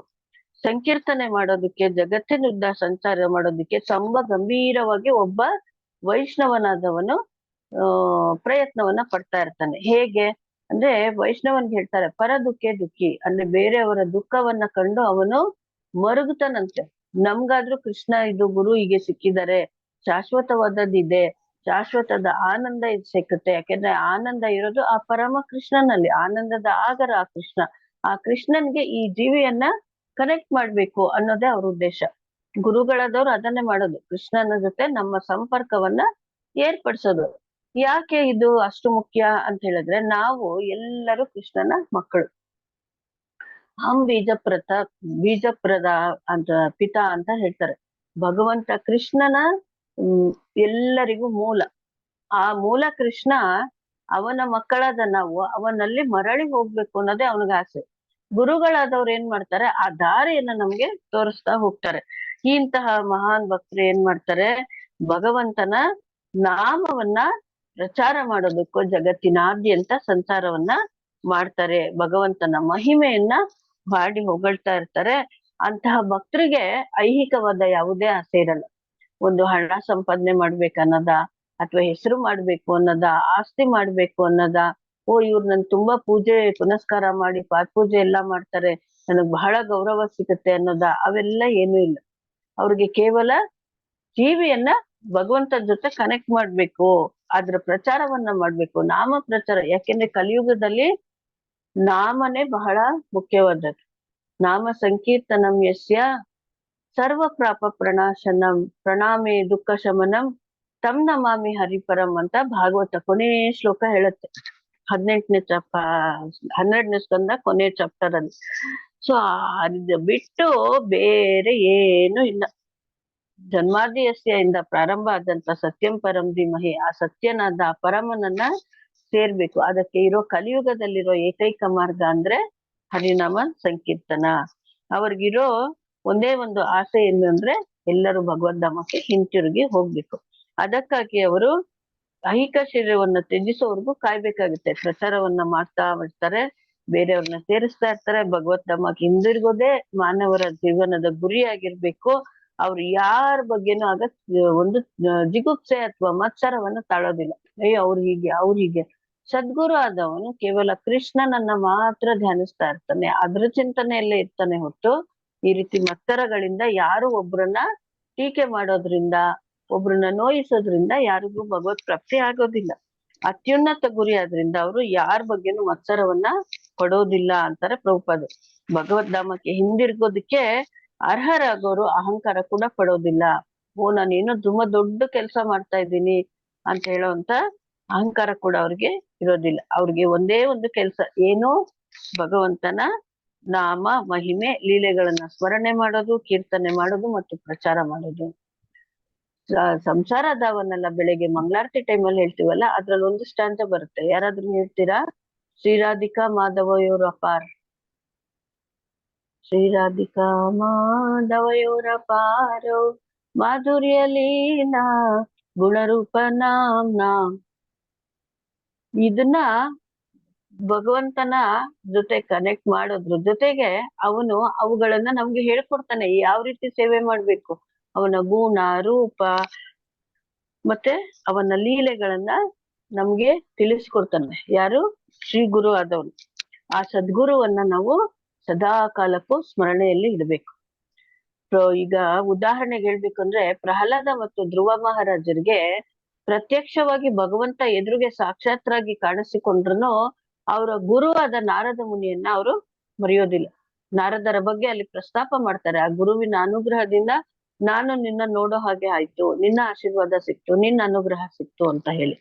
ಹೀಗೆ ಐಹಿಕ ಲಾಭದ ಉದ್ದೇಶ ಇಲ್ದಿರ ಬೇರೆಯವರಿಗೆ ಒಳ್ಳೇದಾಗ್ಲಿ ಅನ್ನೋ ಒಂದು ವಿಷಯಕ್ಕೋಸ್ಕರ ಅವರು ವೈಯಕ್ತಿಕ ಸಾಮರ್ಥ್ಯಕ್ಕೆ, ಇದು ನೆನ್ಪಲ್ಲಿಡ್ಬೇಕು. ಯಾಕಂದ್ರೆ ಒಬ್ರು ಅಷ್ಟು ಚೆನ್ನಾಗಿ ಹೇಳ್ತಾರೆ, ಒಬ್ರು ಇಷ್ಟೇ ಹೇಳ್ತಾರೆ, ಒಬ್ರು ಇಷ್ಟ ಹೇಳಿದ್ರು, ಒಬ್ರು ಅಷ್ಟ ಹೇಳಿದ್ರು, ಆತರ ಇಲ್ಲ. ಅವರವರ ವೈಯಕ್ತಿಕ ಸಾಮರ್ಥ್ಯಕ್ಕೆ ಅನುಗುಣವಾಗಿ ಆ ಪರಮ ಪಿತನಾದ ಕೃಷ್ಣನ ಬಗ್ಗೆ ತಿಳುವಳಿಕೆಯನ್ನ ಕೊಡ್ತಾ ಹೋಗ್ತಾರೆ. ಆ ಭಗವಂತನ ಸಂದೇಶವನ್ನ ಪ್ರತಿಯೊಬ್ರು ಪ್ರಚಾರ ಮಾಡೋದು. ಏನು ನಾವು ತುಂಬಾ ಇದನ್ನ ಓದಿದೀವಿ, ಅದ್ ಓದಿದೀವಿ, ಇಷ್ಟ್ ಮಾಡಿದೀವಿ, ಅಷ್ಟ್ ಮಾಡಿದೀವಿ ಅನ್ನೋದಲ್ಲ. ನಮ್ಗೆ ಕೃಷ್ಣನ್ ಬಗ್ಗೆ ಸ್ವಲ್ಪ ಏನ್ ತಿಳಿದ್ವಿ ಅದನ್ನ ಇನ್ನೊಬ್ರಿಗೆ ಹೇಳೋದು. ಯಾರೋ ಒಬ್ರು ಸಿಗ್ತಾರ, ಮಾತಾಡ್ತೀವಿ, ಈ ನಡುವೆ ಹೀಗಿದ್ದೀರಾ ಆಗಿದ್ದೀರಿ ಅಂತ ಮಾತಾಡ್ತಿದ್ದಾಗೆ, ಹೀಗಿದೆ, ನಾನು ಈ ತರ ದೇವಸ್ಥಾನಕ್ಕೆ ಹೋಗ್ತೀನಿ, ಈ ತರ ಮಂತ್ರೋಚ್ಚಾರಣೆ ಇದೆ, ಸೇವೆ ಮಾಡೋದು, ಭಗವಂತ ನೀವು ಬನ್ನಿ, ನೀವು ಮಹಾಮಂತ್ರ ಮಾಡಿ ಅಂತ ಅವ್ರಿಗೆ ಹೇಳ್ಕೊಡೋದು, ಜಪ ಮಾಡೋದು ಹೇಳ್ಕೊಡೋದು, ಒಂದ್ ಕಾರ್ಡ್ ಕೊಟ್ಟು ಈ ಅಡ್ರೆಸ್ಸಿಗೆ ಬನ್ನಿ ಅಂತ ಹೇಳೋದು, ಅವುಗಳು ಕೂಡ ಪ್ರಚಾರದ ಒಂದು ಭಾಗ. ತುಂಬಾ ವಿದ್ವಾಂಸನಾಗೇ ನಾವು ಇದ್ ಮಾಡ್ಬೇಕು ಅನ್ನೋದೇನಿಲ್ಲ. ಸೊ ಇದು ಈ ತರ ಮಾಡುವಂತ ಯಾವುದೇ ವ್ಯಕ್ತಿ, ಒಬ್ಬ ತಿಲಕ್ ಹಾಕೋನಾಗಿ ಹೇಳ್ಕೊಡೋದು ಇರ್ಬೋದು, ಒಬ್ರು ಪ್ರಭುಪಾದರಂತವ್ರು ಪ್ರತಿಯೊಂದು ಕೆಲಸವನ್ನ ಸುವ್ಯವಸ್ಥಿತವಾಗ ಈ ಒಂದು ಭಾವಾರ್ಥಕ್ಕೆ ಬೆಸ್ಟ್ ಎಕ್ಸಾಂಪಲ್ ಅಂದ್ರೆ ಪ್ರಭುಪಾದ. ಅವ್ರು ಯಾವತ್ತೂ ಐಹಿಕವಾದ ಒಂದು ಆಮಿಷಕ್ಕೆ ಒಳಗಾಗ್ಲೇ ಇಲ್ಲ. ಅವ್ರು ಕೇವಲ ಜನರ ಉದ್ಧಾರಕ್ಕಾಗಿ, ತಮ್ಮ ಗುರುವಿನ ಆಜ್ಞೆಯನ್ನ ಪಾಲಿಸೋದಕ್ಕಾಗಿ ದೇಶಾಂತರ ಹೋದ್ರು, ವಿದೇಶಕ್ಕೆ ಹೋಗಿ ಪ್ರಚಾರಗಳನ್ನ ಮಾಡಿದ್ರು. ಕೃಷ್ಣ ಅಂದ್ರೆ ಏನು, ಕೃಷ್ಣ ಅನ್ನೋ ಪದ ಏನು ಅಂತ ಗೊತ್ತಿಲ್ದಿರೋಂತ ಆ ಹಿಪ್ಪಿಗಳು, ಆ ತರ ಒಂದು ಉನ್ಮಾದದಲ್ಲಿ ತೇಲಾಡುವಂತ ವ್ಯಕ್ತಿಗಳನ್ನ ಅವರು ಪರಿವರ್ತನೆ ಮಾಡಿದ್ರು. ಅದ್ರಿಂದ ಅವ್ರಿಗೆ ಯಾವ್ದೇ ಐಹಿಕ ಲಾಭದ ನಿರೀಕ್ಷೆ ಇರ್ಲಿಲ್ಲ. ಮತ್ತೆ ಹುಷಾರ್ ತಪ್ಪಿದ್ರು. ಆ ಒಂದು ಹಡಗಿನಲ್ಲಿ ಸಾಮಾನು ಸರಂಜಾಮು ಸಾಗಣೆ ಮಾಡೋ ಹಡಗಿನಲ್ಲಿ ಹೋಗ್ತಾ ಇರುವಾಗ್ಲೇನೆ ಅವ್ರಿಗೆ ಹಾರ್ಟ್ ಅಟ್ಯಾಕ್ ಆಯ್ತು. ಆದ್ರೂ ಕೂಡ ಅವ್ರ ಏನ್ ಹೇಳಿದ್ರು ಕೃಷ್ಣನ್ ಹತ್ರ, ಕೃಷ್ಣ ನಾನು ನಿನ್ನ ಏನ್ ಹೇಳಿದ್ರು, ಇನ್ಸ್ಟ್ರೂಮೆಂಟ್ ಅಷ್ಟೇ, ಒಂದು ಸಲಕರಣೆ, ನನ್ನನ್ನ ನೀನ್ ಹೇಗ್ ಬೇಕೋ ಹಾಗೆ ಉಪಯೋಗಿಸ್ಕೊಂತ ಕೃಷ್ಣನಲ್ಲಿ ಸಂಪೂರ್ಣ ಶರಣಾಗತರಾಗ್ಬಿಟ್ರು. ಕೃಷ್ಣ ಅದೇ ರೀತಿ ಅನುಗ್ರಹವನ್ನ ಮಾಡ್ತಾ ಹೋದ್ರು. ಅವರ ಪಟ್ಟಂತ ಒಂದು ಉತ್ಸಾಹದಿಂದ ಅವ್ರು ಮಾಡಿದಂತ ಪ್ರಚಾರ ಅಥವಾ ಅವ್ರ ಎಫರ್ಟ್ ಗಳಿಂದ ಇವತ್ತಿನ ದಿವಸ ನಾವು ಆ ಪ್ರಭುಪಾದರ ಶಿಷ್ಯ ಸಮೂಹದಲ್ಲಿ ಒಂದು ಅಂಗವಾಗಿದ್ರು. ಶ್ರೀಲ ಪ್ರಭುಪಾದಕಿ ಜೈ. ಇನ್ನೊಂದು ವಿಷಯ, ಪ್ರಭುಪಾದ ಅಷ್ಟೆಲ್ಲ ಮಾಡಿ ಕೂಡನು ನಾಳೆ ಯಾವ್ದೋ ಒಂದು ಅವ್ರ ಹೆಸರಲ್ಲಿ ಅಂತ ಏನು ಮಾಡ್ಕೊಳ್ಳಿಲ್ಲ. ಅನೇಕ ದೇವಸ್ಥಾನಗಳನ್ನ ಕಟ್ಸಿದ್ರು, ಅಲ್ಲಿ ಸೇವೆಗಳ ಆಗೋಕೆ ಎಲ್ಲವನ್ನ ನೋಡ್ಕೊಳ್ತಾ ಹೋದ್ರು. ಕೊನೆಗೆ ಅವ್ರ ಮಕ್ಕಳೇ ಏನೋ ಒಂದು ಕಷ್ಟಕ್ಕೆ ಅವ್ರ ಮಗ ಬಂದು ಕೇಳದ್ನಂತೆ, ಹಣ ಬೇಕು ನಿಮ್ ಹತ್ರ, ಈಗ ಆಗಿರ್ಲಿಲ್ಲ, ಈಗ ಎಷ್ಟೋ ಇದೆಯಲ್ಲ ಕೊಡಿ ಅಂತ. ಅದ್ಯಾವ್ದು ನಂದಲ್ಲ, ಅದೆಲ್ಲ ಕೃಷ್ಣಂಗ್ ಸೇರಿದ್ದು, ಭಕ್ತರು ಮಾಡಿರೋದು ಕೃಷ್ಣನಿಗೋಸ್ಕರ ಅವ್ರಿಗೆ ಸಲ್ಬೇಕು ಅಂತ ಅವ್ರನ್ನ ವಾಪಸ್ ಕಳ್ಸಿದ್ರಂತೆ ಪ್ರಭುಪಾದರು. ಆ ತರ ಒಂದು ನಿಸ್ವಾರ್ಥ ಭಾವದಿಂದ, ಯಾವುದೇ ಆಸೆ ಆಮಿಷಗಳಿಲ್ದಿರ, ಯಾವುದೇ ಒಂದು ಗೌರವ ನನಗ್ ಸಿಕ್ಕತ್ತೆ ಅನ್ನೋ ಒಂಥರ ಇದಿಲ್ಲ ಅಥವಾ ಅಹಂಕಾರ ಇಲ್ಲ. ಈ ತರ ಪ್ರಭುಪಾದರು ಈ ಭಾವಾರ್ಥಕ್ಕೆ ತಕ್ಕ ಎಕ್ಸಾಂಪಲ್ ಅಂತ ನನ್ನ ಅನಿಸಿಕೆ. ಶ್ಲೋಕ 27 ನೋಡೋಣ. ಏವಂ ಕೃಷ್ಣಮತೆ ಬ್ರಹ್ಮನ್ ಅಸಾಕ್ತ ಶ್ಯಾಮಲಾತ್ಮನಃ ಕಾಲ ಪ್ರಾಧೂರ ಭೂತ್ಕಾಲೆ ತಡಿಸೌಧಮಾನಿಯತ ತಡಿಸೌಧಾಮನೀಯತ ಅನ್ನುವುದ ಭಾವಾರ್ಥ. ಗೊತ್ತೀರಾ ಯಾರಾದ್ರು? ಓದ್ಲ ಮಾತಾಜಿ. ಓದಿ. ಓ ಬ್ರಾಹ್ಮಣನಾದ ವ್ಯಾಸ ಮಹರ್ಷಿ ಹೀಗೆ ಕಾಲಾಂತರದಲ್ಲಿ ಕೃಷ್ಣನ ಚಿಂತೆಯಲ್ಲಿ ಪೂರ್ಣವಾಗಿ ಮಗ್ನನಾದ. ಆದ್ದರಿಂದಲೇ ಬೇರೆಯವರಲ್ಲಿ ಆಸಕ್ತನಾಗದ, ಐಹಿಕ ದೋಷಗಳಿಂದ ಪೂರ್ಣವಾಗಿ ಬಿಡುಗಡೆ ಹೊಂದದ ನಾನು ಮಿಂಚು ಮತ್ತು ಕಾಂತಿ ಏಕಕಾಲದಲ್ಲಿ ಸಂಭವಿಸುವಂತೆ ಸಾವನ್ನು ಸಂಧಿಸಿದೆವನು. ಭಾವಾರ್ಥ: ಕೃಷ್ಣನ ಚಿಂತೆಯಲ್ಲಿ ಪೂರ್ಣವಾಗಿ ಮಗ್ನನಾಗುವುದೆಂದರೆ ಐಹಿಕ ದೋಷಗಳನ್ನು ಮತ್ತು ಕಾತುರತೆಗಳನ್ನ ಕಳೆದುಕೊಳ್ಳುವುದು ಎಂದು ಅರ್ಥ. ತುಂಬಾ ಶ್ರೀಮಂತನಾದವನು ಸಣ್ಣ ಪುಟ್ಟ ವಸ್ತುಗಳಿಗೆ ಕಾತರಗೊಳ್ಳುವುದಿಲ್ಲ.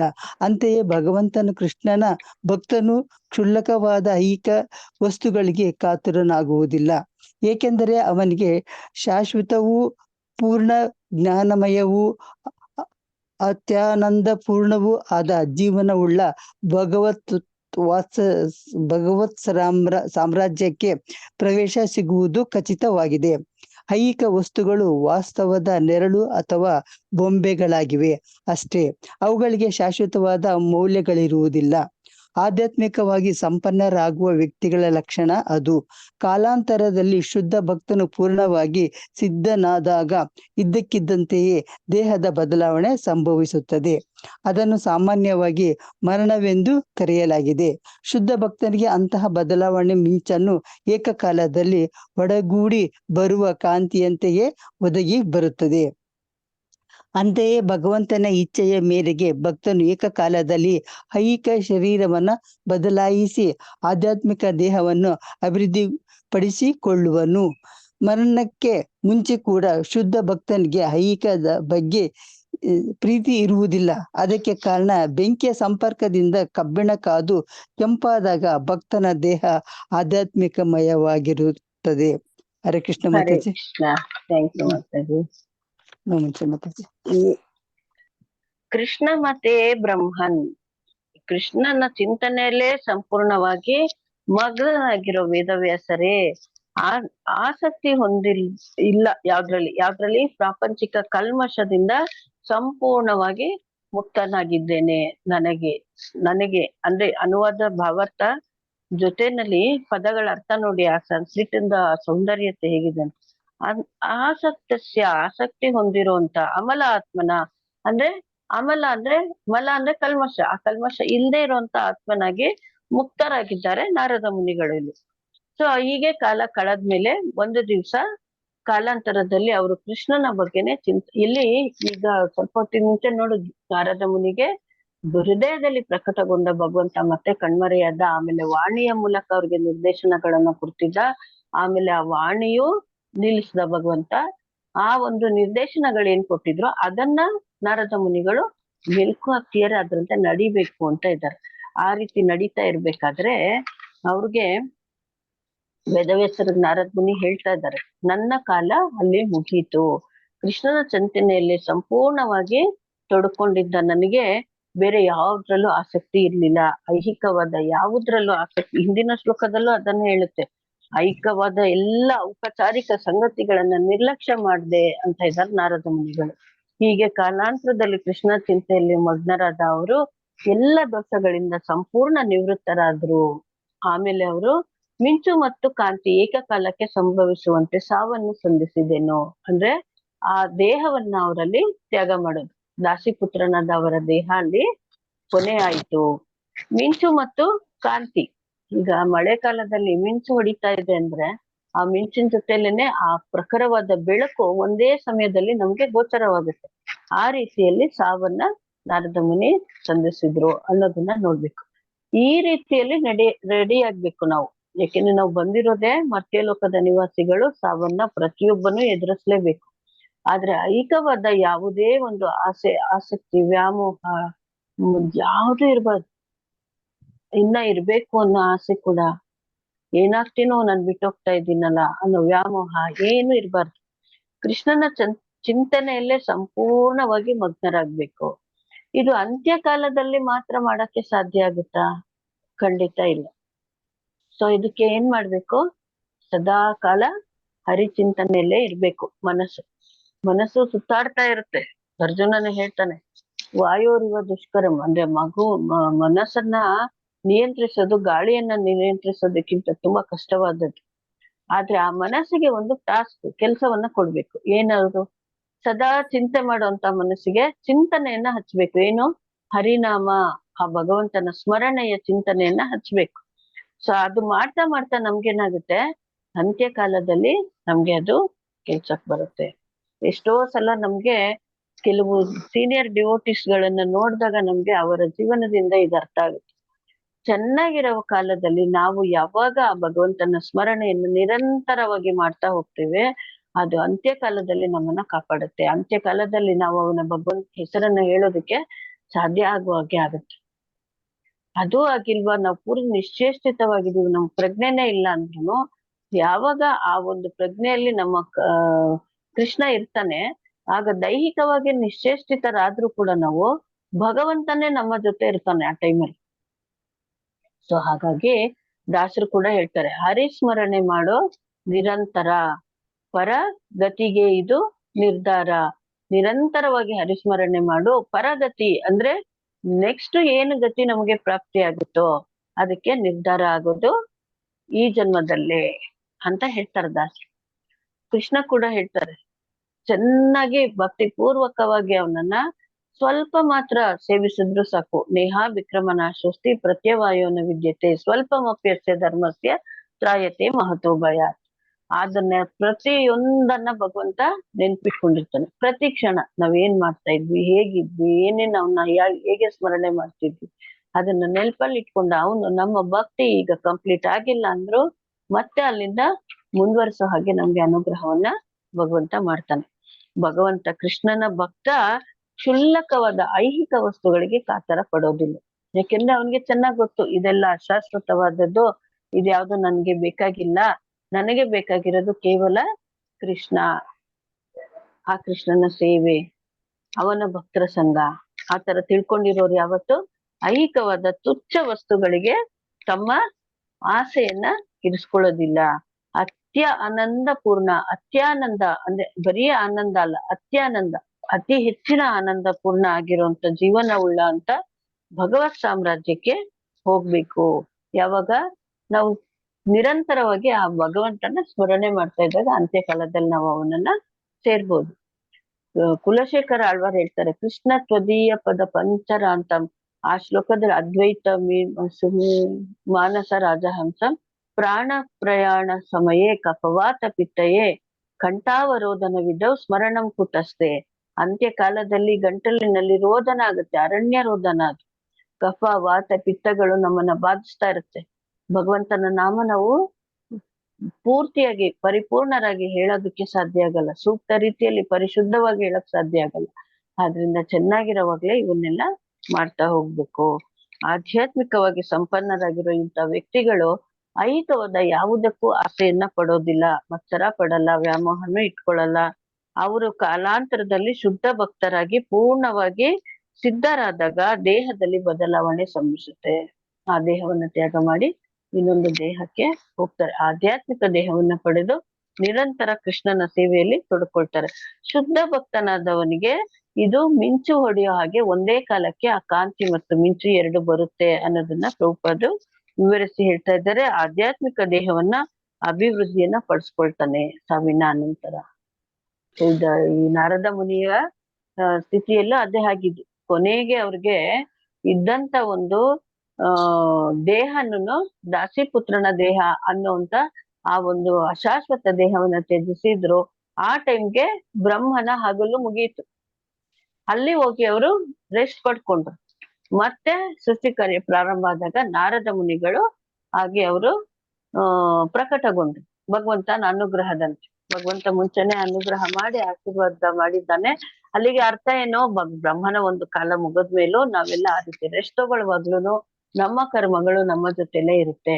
ಮತ್ತೆ ನಾವು ಪ್ರಕಟಗೊಳ್ಳಕೊಳ್ಳ ಕಾರ್ಯಗಳು ಟೈಮ್ ಬಂದಾಗ ಈ ಕಾರ್ಯಗಳೆಲ್ಲ ನಮ್ಮ ಒಂದು ಭವಿಷ್ಯವನ್ನ ನಿರ್ಧರಿಸುತ್ತೆ. ಅಂದ್ರೆ ಅದ್ರ ಪ್ರಕಾರ ನಾವು ಯಾವ ರೀತಿಯ ಮನುಷ್ಯರ 84 ಲಕ್ಷ ಯೋನಿಯಲ್ಲಿ ಯಾವುದೇ ಜೀವಿ ಆಗ್ಬೋದು, ಮನುಷ್ಯನಾಗಿ ಭಕ್ತನಾಗ್ಬೋದು, ಭಕ್ತನಾಗದೇ ಇರ್ಬೋದು. ಇವೆಲ್ಲ ನಮ್ಮ ಕರ್ಮ, ಪ್ರಾರಬ್ಧ ಕರ್ಮಗಳನ್ನ ಆಧರಿಸಿರುತ್ತೆ. ಹೇಗೆ ಈ ಭಗವಂತನ ಭಕ್ತನಾಗಿ ಪರಿವರ್ತನೆ ಆಗೋ ಮಾರ್ಗ ಹೇಗೆ, ಅದನ್ನ ಆ ಸದ್ಗುರುಗಳು ಏನ್ ತಿಳಿಸ್ತಾರೆ ಆ ಮಾರ್ಗದಲ್ಲಿ ನಡೆಯೋದೊಂದೇ ನಮ್ ಕೆಲ್ಸ. ಭಗವತ ಧರ್ಮ ಅನ್ನೋದೊಂದನ್ನ ಹೇಳುತ್ತೆ. ಬೇಕಾದಷ್ಟಿದೆ. ಭಕ್ತಿರಸಾಮೃತ ಸಿಂಧು ನೋಡಿದ್ರೆ ಭಕ್ತಿ ಸೇವೆಯ ಎಷ್ಟೋ ಹಂತಗಳಿದೆ. ಅದ್ರಲ್ಲಿ ಮುಖ್ಯವಾಗಿ 5 ಭಾಗವತ ಧರ್ಮವನ್ನ ನಮ್ಗೆ ಕೊಟ್ಟಿದ್ದಾರೆ. ಯಾರಿಗಾದ್ರೂ ಗೊತ್ತಿದ್ರೆ ಹೇಳ್ತೀರಾ? ಮೊದ್ಲಿಗೆ ಏನು? 1, 2, 3, 4, 5 ಅಷ್ಟೇ. ಯಾರಾದ್ರೂ ಹೇಳ್ತೀರಾ? ಗೊತ್ತಿದ್ಯಾ ಯಾರಿಗಾದ್ರೂ?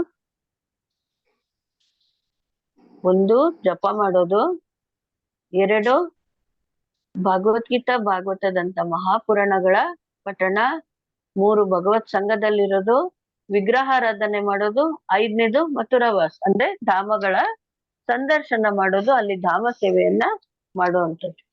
ಸದಾಕಾಲ ಧಾಮವಾಸಿ ನಾವು ಆಗದೆ ಇದ್ರು ಕಾಲ ಕಾಲಕ್ಕೆ ಅಲ್ಲಿ ಹೋಗಿ ಧಾಮ ಸೇವೆಯನ್ನ ಮಾಡಿ ಬರೋದು. ಸೊ ಇವು ಇಷ್ಟನ್ನ ಕೊಟ್ಟಿದ್ದಾರೆ. ಇವಿಷ್ಟು ಮಾಡಕ್ಕೂನು ಸಾಮಾನ್ಯ ಜನರಿಗಿಂತನೂ ಆಧ್ಯಾತ್ಮಿಕ ಜೀವನದಲ್ಲಿ ಬಂದಾಗ ಭಕ್ತರಿಗೇನೆ ಕಷ್ಟಗಳು ಹೆಚ್ಚು ಹೆಚ್ಚು ಎದುರಾಗತ್ತೆ. ಯಾರಾದ್ರೂ ಗಮನಿಸಿ ನೋಡ್ಬೋದು ನೀವು. ಮುಂಚೆನೆ ಎಷ್ಟೋ ಚೆನ್ನಾಗಿದೆ, ಡಿವೋಟಿ ಆದ್ಮೇಲೆ ಏನಪ್ಪ ಇಷ್ಟೊಂದು ಕಷ್ಟಗಳು ಬರ್ತಾ ಇದೆ. ಈ ಭಕ್ತಿ ಯಾಕೆ? ಭಗವಂತ ನಮ್ಮನ್ನ ಪರೀಕ್ಷೆ ಮಾಡ್ತಾ ಇದ್ದಾನೆ, ಶುದ್ಧ ಮಾಡ್ತಾ ಇದ್ದಾನೆ. ಚಿನ್ನನ ಹೇಗೆ ಶುದ್ಧಿ ಮಾಡ್ತಾರೆ ಬೆಂಕಿಯಲ್ಲಿ ಕಾಯಿಸಿ ಕಾಯಿಸಿ, ಅವಾಗ ಅದು ನಿಜವಾದ ಅಪರಂಜಿ ಆಗುತ್ತೆ. ಹಾಗೆ ಭಗವಂತ ನಮ್ಮನ್ನ ಆ ಒಂದು ಪರೀಕ್ಷೆಗಳಲ್ಲಿ ಪಾಸ್ ಆಗ್ತೀವಾ ಇಲ್ವಾ, ನನ್ನ ಕಡೆ ಬರೋಕೆ ಇವ್ರು ರೆಡಿ ಆಗಿದ್ದಾರಾ, ಇವ್ರಿಗೆ ಅರ್ಹತೆ ಇದೆಯಾ ಅಂತ ನೋಡೋದಕ್ಕೆ ನಮ್ಮನ್ನ ಪರೀಕ್ಷೆಗಳಿಗೆ ಗುರಿಪಡಿಸ್ತಾ ಇರ್ತಾನೆ. ಪ್ರಭುಪಾದರು ಅದೇ ಹೇಳ್ತಿದ್ದಾರೆ, ಬೆಂಕಿಯ ಸಂಪರ್ಕದಿಂದ ಕಬ್ಬಿಣ ಕಾದು ಕೆಂಪಾದಂತೆ. ಬೆಂಕಿಯಲ್ಲಿ ಹಾಕಿದಂತ ಕಬ್ಬಿಣ ಬೆಂಕಿಯಂತೆನೆ ಪರಿವರ್ತನೆ ಆಗ್ಬಿಡುತ್ತೆ. ಹಾಗೆ ಸಾಧು ಸಜ್ಜನರ ಭಕ್ತರ ಸಂಘದಲ್ಲಿದ್ರೆ ಒಬ್ಬ ಜೀವಿ ಭಕ್ತನಾಗಿ ಪರಿವರ್ತನೆ ಆಗ್ತಾನೆ, ಕೃಷ್ಣನ ಪ್ರೇಮಿ ಆಗ್ತಾನೆ, ಕೃಷ್ಣನ ಅನುರಾಗಿ ಆಗ್ತಾನೆ. ಅವನಲ್ಲಿ ಕೃಷ್ಣ ಪ್ರಜ್ಞೆ ಜಾಗೃತಗೊಂಡು ಅಭಿವೃದ್ಧಿ ಆಗ್ತಾ ಹೋಗುತ್ತೆ. ಸುಪ್ತಾವಸ್ಥೆಯಲ್ಲಿ ಕೃಷ್ಣ ಪ್ರಜ್ಞೆ ಎಲ್ಲರಲ್ಲೂ ಇರುತ್ತೆ, ಆದ್ರೆ ಅದು ಜಾಗೃತಗೊಳ್ಳುವಂತ ಕಾಲ ಬಂದಾಗ ಒಬ್ಬ ಗುರುವಿನ ಸಂಪರ್ಕ ನಮ್ಗೆ ಸಿಕ್ಕುತ್ತೆ, ಭಕ್ತ ಜನರ ಸಂಪರ್ಕ ಸಿಕ್ಕುತ್ತೆ. ಅವುಗಳಲ್ಲಿ ನಾವು ತೊಡಗಿಕೊಂಡಾಗ, ಆ ಆಚರಣೆಗಳನ್ನ ಮಾಡ್ತಾ ಬಂದಾಗ, ಜಪ ಮಾಡ್ತಾ ಬಂದಾಗ ಇವೆಲ್ಲ ಸಾಧ್ಯ ಆಗುತ್ತೆ. ಮುಂದಿನ ಶ್ಲೋಕಕ್ಕೆ ಹೋಗೋಣವಾ? ಹರೇ ಕೃಷ್ಣ. ಈ ಇಷ್ಟರಲ್ಲಿ ಯಾವ್ದಾದ್ರು ಅರ್ಥ ಆಗದೆ ಇರೋದಂತೆ ದಾನವಿದ್ಯಾ?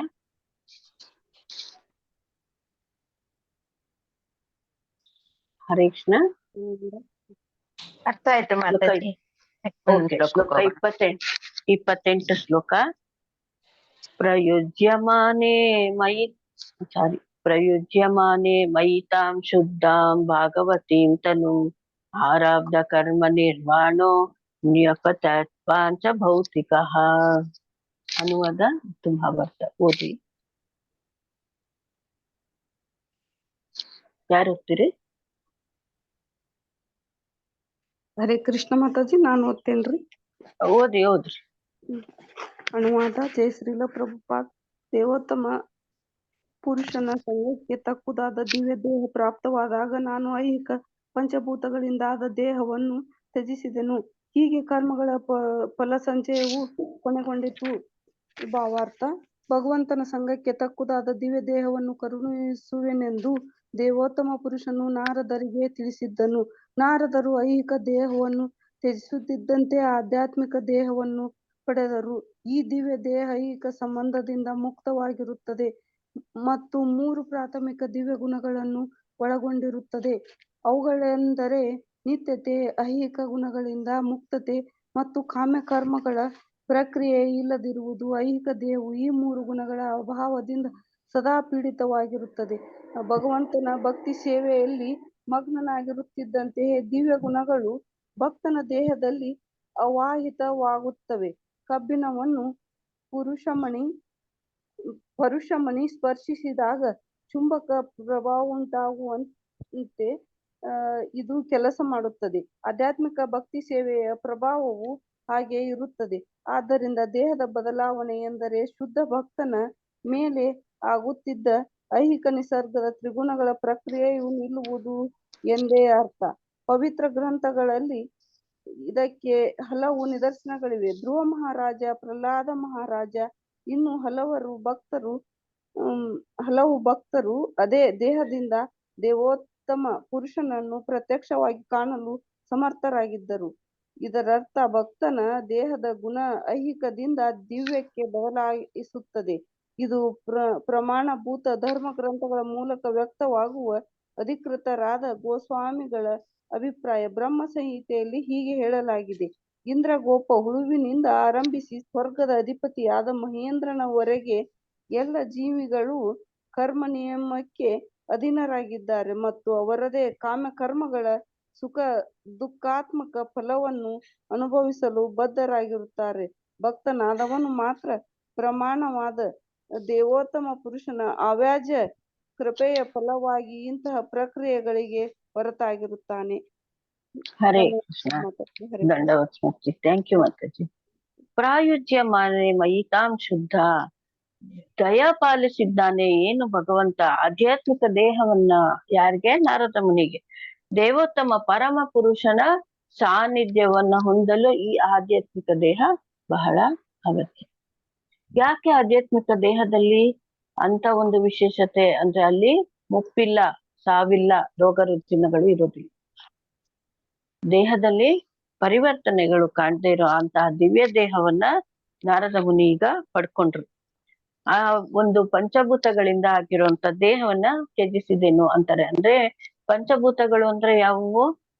ಭೂಮಿ, ಆಕಾಶ, ಜಲ, ವಾಯು, ಅಗ್ನಿ. ಸೊ ಈ ಪಂಚಭೂತಗಳಿಂದಾದ ಈ ದೇಹವನ್ನ ಬಿಟ್ಟ ನಾರದ್ ಮುನಿ. ದಾಸಿಪುತ್ರ ಬಿಟ್ಟಿರೋದು, ಆಮೇಲೆ ಅವ್ರು ನಾರದ್ ಮುನಿ ಆಗಿದ್ದು. ಹೀಗೆ ಕರ್ಮಗಳ ಫಲ ಸಂಚಯವು ಕೊನೆಗೊಂಡಿತು. ಸೊ ಕರ್ಮಗಳ ಮಾಡಿದಂತ ಪ್ರಾರಬ್ಧ ಕರ್ಮಗಳಿಂದ ಏನು ದಾಸಿಪುತ್ರರಾಗಿದ್ರು ಆ ದೇಹ ಅಲ್ಲಿ ತ್ಯಾಗ ಆಗಿದೆ.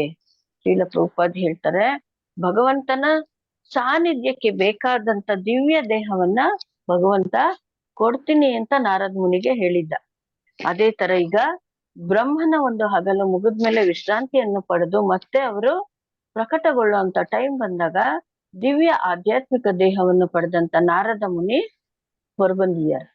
ಅವರು ತ್ರಿಲೋಕ ಸಂಚಾರಿಗಳು, ಮಹಾನ್ ಭಕ್ತರು, ಸದಾಕಾಲ ಭಗವಂತನ ಗುಣಗಾನ ಮಾಡುವವರು. ಅದಕ್ಕೆ ತಕ್ಕುದಾದ ದೇಹವನ್ನ ಪ್ರಭು ಕೃಷ್ಣ ದಯಪಾಲಿಸಿದ್ದಾನೆ. ಆ ದಿವ್ಯ ದೇಹದ ಒಂದು ಸಂಬಂಧದಿಂದ ಏನಿದೆ ಅದು ಪ್ರತಿಯೊಂದು ಆಧ್ಯಾತ್ಮಿಕವಾಗಿರುತ್ತೆ. ಆಧ್ಯಾತ್ಮಿಕ ದೇಹ, ಆಧ್ಯಾತ್ಮಿಕ ಪ್ರಪಂಚ, ಆಧ್ಯಾತ್ಮಿಕ ವಿಷಯಗಳು ಪ್ರತಿಯೊಂದು ಕನೆಕ್ಟ್ ಆಗಿರುತ್ತೆ. ಅದೇನಾಗುತ್ತೆ, ಈ ರೀತಿಯ ಮರ್ತ್ಯ ಲೋಕದ ಐಹಿಕ ಸಂಪರ್ಕದಿಂದ ಸಪರೇಟ್ ಆಗಿರುತ್ತೆ. ಅದಕ್ಕೆ ಯಾವುದೇ ಬಾಧೆ ಅನ್ನೋದಲ್ಲಿ ಇರೋದಿಲ್ಲ. ಆ ದೇಹ, ಆಧ್ಯಾತ್ಮಿಕ ದೇಹ ಮೊದಲಿಗೆ ದಿವ್ಯ ಗುಣಗಳನ್ನ ಹೊಂದುತ್ತಂತೆ. ಅದು 3 ದಿವ್ಯ ಗುಣಗಳು. ಒಂದು ನಿತ್ಯತೆ, ಅಂದ್ರೆ ಸದಾ ಕಾಲ ಇರುವಂತದ್ದು, ಅದಕ್ಕೆ ನಶಿಸಿ ಹೋಗುವಂತದ್ದಿಲ್ಲ, ಅಂದ್ರೆ ಸಾವು ಅನ್ನೋದಿಲ್ಲ, ಸದಾ ಕಾಲ ಹಾಗೆ ಶಾಶ್ವತವಾಗಿರುತ್ತೆ. ಆಮೇಲೆ ಐಹಿಕ ಗುಣಗಳಿಂದ ಮುಕ್ತತೆ, ಅಂದ್ರೆ ಮುಕ್ತಾತ್ಮನಾಗಿ ಇರುತ್ತೆ. ಆ ದೇಹದಲ್ಲಿ ಐಹಿಕವಾದ ಯಾವುದೇ ಸೋಂಕು ಇರೋದಿಲ್ಲ. ಐಹಿಕವಾದ ಸೋಂಕಿನಿಂದಾಗಿ ನಾವು ತ್ರಿಗುಣಗಳ ಮೇಲೆ ನಮ್ಮ ನಡವಳಿಕೆಯನ್ನ ಬೆಳೆಸ್ಕೊಳ್ತಾ ಹೋಗ್ತೀವಿ. ಅದ್ಯಾವುದನ್ನು ಆಧ್ಯಾತ್ಮಿಕ ದೇಹಕ್ಕೆ ಇರೋದಿಲ್ಲ. ಕಾಮ್ಯ ಕರ್ಮಗಳ ಪ್ರತಿಕ್ರಿಯೆ ಇಲ್ಲದೆ ಇರುವುದು. ಸೊ ಈ ಐಹಿಕ ದೇಹದಲ್ಲಿ ನಾವು ಯಾವುದೇ ಕಾರ್ಯಗಳನ್ನ ಮಾಡಿದಾಗ ಅದರಲ್ಲಿ ನಮಗೆ ಪಾಪ ಪುಣ್ಯಗಳು ಅಂಟಿಕೊಳ್ಳುತ್ತಾ ಹೋಗುತ್ತೆ. ಆ ಪಾಪ ಪುಣ್ಯಗಳು ಸಂಗ್ರಹ ಆಗ್ತಾ ಆಗ್ತಾ ನಾವು ಅದರಂತೆ ಒಂದ್ ದೇಹ ಬಿಟ್ರೆ ಆ ಪಾಪದ್ರ ಪ್ರಕಾರ ಸ್ವರ್ಗ ಸುಖವನ್ನು ನರಕವನ್ನು ಅನುಭವಿಸೋದು, ಪುಣ್ಯದ ಪ್ರಕಾರ ಸ್ವರ್ಗ ಸುಖವನ್ನು ಅನುಭವಿಸೋದು, ಈ ರೀತಿಯ ವ್ಯವಸ್ಥೆ ಭಗವಂತನ ಸಾಮ್ರಾಜ್ಯದಲ್ಲಿದೆ. ಅದನ್ನ ಮಾಡ್ತೇವೆ. ಆದ್ರೆ ಅವು ಕೂಡ ತಾತ್ಕಾಲಿಕನೇ. ಸ್ವರ್ಗದಲ್ಲೇ ಇದ್ರು ಕೂಡ ಒಂದು ಲಾಡ್ಜಲ್ಲಿ ಇದ್ದಂಗೆ ನಾವು. ನಮ್ಮ ಹತ್ರ ಎಷ್ಟು ಹಣ ಇದೆಯೋ ಅದ್ರ ಪ್ರಕಾರ ನಮ್ಮ ಅನುಕೂಲಕ್ಕೆ ತಕ್ಕಾಗಿ 3 ಸ್ಟಾರೋ 5 ಸ್ಟಾರೋ ಸಾಮಾನ್ಯ ಲಾಡ್ಜೋ ಎಲ್ಲೋ ಒಂದ್ ಕಡೆ ಉಳ್ಕೊಳ್ತೀವಿ. ನಮ್ಮ ಹತ್ರ ದುಡ್ಡು ಖಾಲಿ ಆಯ್ತು, ಆ ಲಾಡ್ಜವ್ನು ಇವತ್ ಖಾಲಿ ಆಯ್ತು, ನಾಳೆ ಇನ್ನೊಂದ್ ದಿವ್ಸ ನನ್ಗೆ ಇರೋಕ್ ಚಾನ್ಸ್ ಕೊಡಪ್ಪ ಅಂದ್ರೆ ಇರ್ಸ್ಕೊಳ್ತಾನ? ಖಂಡಿತ ಸಾಧ್ಯ ಇಲ್ಲ. ಒದ್ದು ಹೊರಗೆ ಹಾಕ್ತಾರೆ. ಅದೇ ತರ ಸ್ವರ್ಗದಲ್ಲಿ ನಮ್ಮ ಪುಣ್ಯ ಕ್ಷೀಣ ಆಯ್ತು ಅಂದಿದ ತಕ್ಷಣ ಏನಾಗುತ್ತೆ, ಭಗವದ್ಗೀತೆಯಲ್ಲಿ ಕೇಳೋ ಹಾಗೆ ಪುಣ್ಯ ಕ್ಷೀಣೆ ಮರ್ತ್ಯ ಲೋಕೆ, ನಾವು ಮತ್ತೆ ಮರ್ತ್ಯ ಲೋಕಕ್ಕೆ ವಾಪಸ್ ಬರ್ಬೇಕು. ಆದ್ರೆ ಈ ಆಧ್ಯಾತ್ಮಿಕವನ್ನ ಹೊಂದಿದಾಗ ಭಗವಂತನ ಸಾಮ್ರಾಜ್ಯದಲ್ಲಿ ನಾವು ನೆಲೆ ಆಗ್ತೀವಿ. ಈ ಊರ್ಧ್ವ ಲೋಕಗಳಂದಿರ ಹೊರಗಿನ ಯಾವುದೇ ಆಕಾಶ, ದಿವ್ಯ ಆಕಾಶದಿಂದ ಆಚೆ ಇರುವಂತ ಆಧ್ಯಾತ್ಮಿಕ ಗಗನದಲ್ಲಿ ಇರುವಂತ ಅಸಂಖ್ಯಾತ ವೈಕುಂಠಗಳು, ಅಸಂಖ್ಯಾತ ಬೇರೆ ಬೇರೆ ಬೇರೆ ರೂಪಗಳಿಂದ ಭಗವಂತ ಅಲ್ಲಿ ನಿವಾಸ ಮಾಡ್ತಾ ಇದ್ದಾನೆ. ಲಕ್ಷ್ಮೀ ನಾರಾಯಣ ರೂಪದಲ್ಲಿ ಚತುರ್ಭುಜ ನಾರಾಯಣನಾಗಿ ಪ್ರತಿಯೊಂದು ವೈಕುಂಠ ನಿವಾಸಿಯಾಗಿ ಅಲ್ಲಿ ಭಗವಂತ ಇರ್ತಾನೆ. ಆ ಎಲ್ಲಾ ವೈಕುಂಠಗಳಲ್ಲಿನೂ ಲಕ್ಷ್ಮಿ ಭಗವಂತನನ್ನ ಸೇವೆ ಮಾಡ್ತಿದ್ದಾರೆ. ಅನೇಕ ಭಕ್ತರು ಸೇವಕರಾಗಿ ಅಲ್ಲಿ ಸೇವೆ ಸಲ್ಲಿಸ್ತಾ ಇದ್ದಾರೆ. ಗೋಲೋಕ ವೃಂದಾವನ ಅದರಾಚೆ ಇದೆ. ಸೊ ಇದೆಲ್ಲ ಶಾಶ್ವತ ಧಾಮಗಳು. ಅಲ್ಲೆಲ್ಲ ಆಧ್ಯಾತ್ಮಿಕ ದೇಹನೇ ಬೇಕು. ಆ ಐಹಿಕ ದೇಹದಲ್ಲಿ ಅಲ್ಲಿ ಹೋಗಕ್ಕೆ ಸಾಧ್ಯ ಇಲ್ಲ. ಅಪರೂಪಕ್ಕೆ ಆ ಗೋಪಕುಮಾರ್ ಅಂತರ ಹೋಗ್ಬೋದು. ಧ್ರುವ ಮಹಾರಾಜ ಅದೇ ತರ ಐಹಿಕವಾಗಿ ಮೃತ್ಯುವಿನ ತಲೆಯ ಮೇಲೆ ಹೆಜ್ಜೆ ಇಟ್ಟವನು ಹೋದ ಸಶರೀರನಾಗಿ. ಅದು ಭಗವಂತನ ಕೃಪೆ, ವಿಶೇಷ ಕೃಪೆಯಿಂದಾಗಿ, ನಾರದರಂತ ಗುರುವಿನ ಉಪದೇಶದಿಂದಾಗಿ. ಸೊ ಹೀಗೆ 3 ಗುಣಗಳ ಅಭಾವ ಅಲ್ಲಿ ಇರುತ್ತೆ. ಆಧ್ಯಾತ್ಮಿಕದಲ್ಲಿ ಐಹಿಕವಾದ 3 ಗುಣಗಳು ಇರಲ್ಲ. ಸತ್ವ ರಜೋ ತಮೋ ಗುಣಗಳು ಇರೋದಿಲ್ಲ. ಸದಾ ಭಗವಂತನ ಭಕ್ತಿ ಸೇವೆಯಲ್ಲಿ ಮಗ್ನನಾಗ್ತಾ ಇದ್ದಂಗೆ ಆ ದಿವ್ಯ ಗುಣಗಳೆಲ್ಲ ಆ ಭಕ್ತನಲ್ಲಿ ಮೈಗೂಡುತ್ತೆ. ಆ ದೇಹದಲ್ಲಿ ಆವಾಹಿತವಾಗುತ್ತೆ, ಆವಾಹನೆ ಆಗುತ್ತಂತೆ, ಪ್ರವೇಶವನ್ನ ಮಾಡತ್ತೆ. ಕಬ್ಬಿಣವನ್ನು ಸ್ಪರ್ಶಮಣಿ ಸ್ಪರ್ಶಿಸಿದಾಗ ಅಥವಾ ಆ ಸ್ಪರ್ಶಮಣಿ ಹೇಗೆ ಆಕರ್ಷಣೆಗೊಂಡು ಅದು ಪರಿವರ್ತನೆ ಮಾಡುತ್ತೋ ಆ ರೀತಿಯಲ್ಲಿ ಆಧ್ಯಾತ್ಮಿಕ ಭಕ್ತಿ ಸೇವೆಯ ಪ್ರಭಾವ ಆ ಒಂದು ಶರೀರದ ಮೇಲೆ ಆಗುತ್ತೆ. ಅಲ್ಲಿ ಆ ಜೀವಿ ತನ್ನ ಕಾರ್ಯವನ್ನ ಮುಂದುವರಿಸುತ್ತದೆ. ಕೇವಲ ಭಗವಂತನ ತೃಪ್ತಿಪಡಿಸೋದಷ್ಟೇ. ರಾಧಾಕೃಷ್ಣರ ಸೇವೆಯನ್ನ ಮಾಡೋದು, ಆದ್ರೆ ಡೈರೆಕ್ಟ್ ಇಲ್ಲ, ಅಲ್ಲೂ ನೆನ್ಸ್ಕೊಳ್ಬೇಕು. ರಾಧಾಕೃಷ್ಣರ ಸೇವೆಯನ್ನ ಗೋಪಿಯರು ಮಾಡ್ತಾರೆ. ಅವರಿಗೆ ನೆಕ್ಸ್ಟ್ ಮಂಜರಿಗಳು.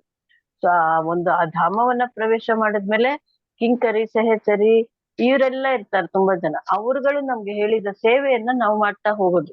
ಆದ್ರೆ ಆ ಸೇವೆ ಮಾಡಿದ್ದನ್ನ ಕೃಷ್ಣ ಸ್ವೀಕಾರ ಮಾಡಿದ್ದಾನ. ಉದಾಹರಣೆಗೆ ನಾವೀಗ ಒಂದು ಹಾರವನ್ನ ಮಾಡಿದ್ದೇವೆ. ಆ ಹಾರವನ್ನ ಅವರು ಸೇವೆ ಕೊಟ್ರು, ಮಾಡಿ ಅವ್ರಿಗೆ ತಲುಪಿಸ್ಬಿಟ್ಟಿದೀವಿ. ಆದ್ರೆ ಕೃಷ್ಣ ಅದನ್ನ ಸ್ವೀಕಾರ ಮಾಡದ್ನಾ ಅಂತ ನಾವು ನೋಡ್ಬೇಕಂದಾಗ ಕೃಷ್ಣನೇ ನಾವು ಅದನ್ನ ಸ್ವೀಕಾರ ಮಾಡಿದ್ದನ್ನ ನಮ್ಗೆ ದರ್ಶನ ಕೊಡ್ತಾನಂತೆ, ಸ್ವೀಕಾರ ಮಾಡಿದ್ದೇನೆ ಅಂತ. ಈ ರೀತಿಯಲ್ಲಿ ನಾವು ಅಲ್ಲಿ ಕೂಡ ಸೇವಕ ಭವನದಿಂದನೇ ಕೆಲಸವನ್ನ ಮಾಡ್ಬೇಕು. ಅದು ಸೇವೆ, ಕೆಲಸ ಆಗಲ್ಲ. ಆಕ್ಚುಲಿ ಕೆಲಸ ಅನ್ನೋದು ತಪ್ಪು. ಆಧ್ಯಾತ್ಮ ದೇಹವನ್ನ ಪಡೆದ್ಮೇಲೆ ಪ್ರತಿಯೊಂದು ಭಗವಂತನಿಗೆ ಸಂಬಂಧಿಸಿದಂತ ಕಾರ್ಯ ಚಟುವಟಿಕೆಗಳೇನಿದೆ ಅವೆಲ್ಲ ಸೇವೆನೆ ಆಗಿರುತ್ತದೆ. ನಿಸರ್ಗದ ತ್ರಿಗುಣಗಳ ಪ್ರಕ್ರಿಯೆ ನಿಲ್ಲುವುದು ಅಂದ್ರೆ ಅದೇ ಅರ್ಥ. ಶುದ್ಧ ಭಕ್ತನ ಮೇಲೆ ಅದು ಯಾವುದೇ ಪರಿಣಾಮವನ್ನ ಬೀರಲ್ಲ. ಪವಿತ್ರ ಧರ್ಮ ಗ್ರಂಥಗಳಲ್ಲಿ ಇದಕ್ಕೆ ನಿದರ್ಶನಗಳಿದೆ. ಅಂದ್ರೆ ಭಾಗವತದಂತ ಮಹಾಪುರಾಣದಲ್ಲಿ ನಿದರ್ಶನಗಳು ಅಂದ್ರೆ ಎಕ್ಸಾಂಪಲ್ಗಳಲ್ಲಿ ಧ್ರುವ ಮಹಾರಾಜ ಪ್ರಹ್ಲಾದ್ ಮಹಾರಾಜರನ್ನ ಕೊಟ್ಟಿದ್ದಾರೆ. ಇನ್ನು ಅನೇಕ ಭಕ್ತರಿದ್ದಾರೆ. ಧ್ರುವ ಮತ್ತು ಪ್ರಹ್ಲಾದ ಮಹಾರಾಜರು ಆಧ್ಯಾತ್ಮಿಕವಾಗಿ ದೇಹವನ್ನ ಪಡೆದ್ರು, ಭಗವಂತನ ನಿರಂತರ ಭಕ್ತರಾಗಿ ಹೊರಟದ್ರು. ಇವನ್ ಪ್ರಹ್ಲಾದ್ ಮಹಾರಾಜ ನರಸಿಂಹದೇವರು ಸಂತೃಪ್ತರಾಗಿ ಅವನ ಪ್ರೇಯರ್ಸ್ ಇಂದ ನಿಮ್ಗೆ ಇನ್ನೇನ್ ಬೇಕೋ ಕೇಳ್ಕೊ ಕೇಳ್ಕೊ ಕೇಳ್ಕೊ ಅಂತಾರೆ. ಇಲ್ಲಿ ಒಂದು ಉದಾಹರಣೆಯನ್ನ ನೋಡಿದ್ವಿ, ಮತ್ಸರ ಇರೋದಿಲ್ಲ ಅಂತ. ಹಾಗೆ ಪ್ರಹ್ಲಾದಂಗೆ ಯಾವ್ದ್ರ ಮೇಲೂ ಮತ್ಸರ ಇಲ್ಲ. ಪ್ರಹ್ಲಾದನ ತಂದೆ ಅಷ್ಟು ಕಾಟ ಕೊಟ್ರು ನನ್ನ ತಂದೆಗೆ ಒಳ್ಳೆ ಮೋಕ್ಷವನ್ನ ಕರುಣಿಸು ಅವನ್ಗೆ ಅಂತ ಕೇಳ್ಕೊಳ್ತಾನೆ ಪ್ರಹ್ಲಾದ್ ಮಹಾರಾಜ್. ಮೊಟ್ಟ ಮೊದಲ ಭಕ್ತ ಅವನು. ತಂದೆಗೆನೆ ಶಿಕ್ಷೆಯನ್ನ ಕೊಡ್ಸಿದವನು ಅವನೇ, ಅವನ ಮುಕ್ತಿಗೆ ಕಾರಣನಾದವನು ಅವನೇ ಪ್ರಹ್ಲಾದ್ ಮಹಾರಾಜ. ಅದೇ ರೀತಿ ಧ್ರುವ ಮಹಾರಾಜ, ನಾನು ಗಾಜಿನ ಚೂರುಗಳಿಗಾಗಿ ಆಸೆ ಪಡ್ತಾ ಇದ್ರೆ ಆದ್ರೆ ವಜ್ರನೇ ಸಿಕ್ಕಿರುವಾಗ ನನ್ಗೆ ಇನ್ನೇನು ಬೇಡ ಅಂತ ಹೇಳ್ತಾನೆ ಭಗವಂತನ. ಆದ್ರೂ ಭಗವಂತ ಕರುಣೆಯಿಂದ ನೀನ್ ಇಷ್ಟಪಟ್ಟಿದ್ದನ್ನ ನೀನ್ ಅನುಭವಿಸು, ಇಷ್ಟು 1000 ವರ್ಷಗಳ ಕಾಲವರೆಗೆ ಇದ್ದು ನಿನ್ನದೇ ಆದ ಧ್ರುವಲೋಕಕ್ಕೆ ನೀನು ವಾಪಸ್ ಬರ್ಬೇಕು ಅಂತ ವಿಮಾನವನ್ನ ಕಳಿಸಿದಾಗ ಆ ಮೃತ್ಯುವಿನ ತಲೆಯ ಮೇಲೆ ಕಾಲಿಟ್ಟು ಧ್ರುವ ಮಹಾರಾಜ ಹೋಗ್ತಾನೆ.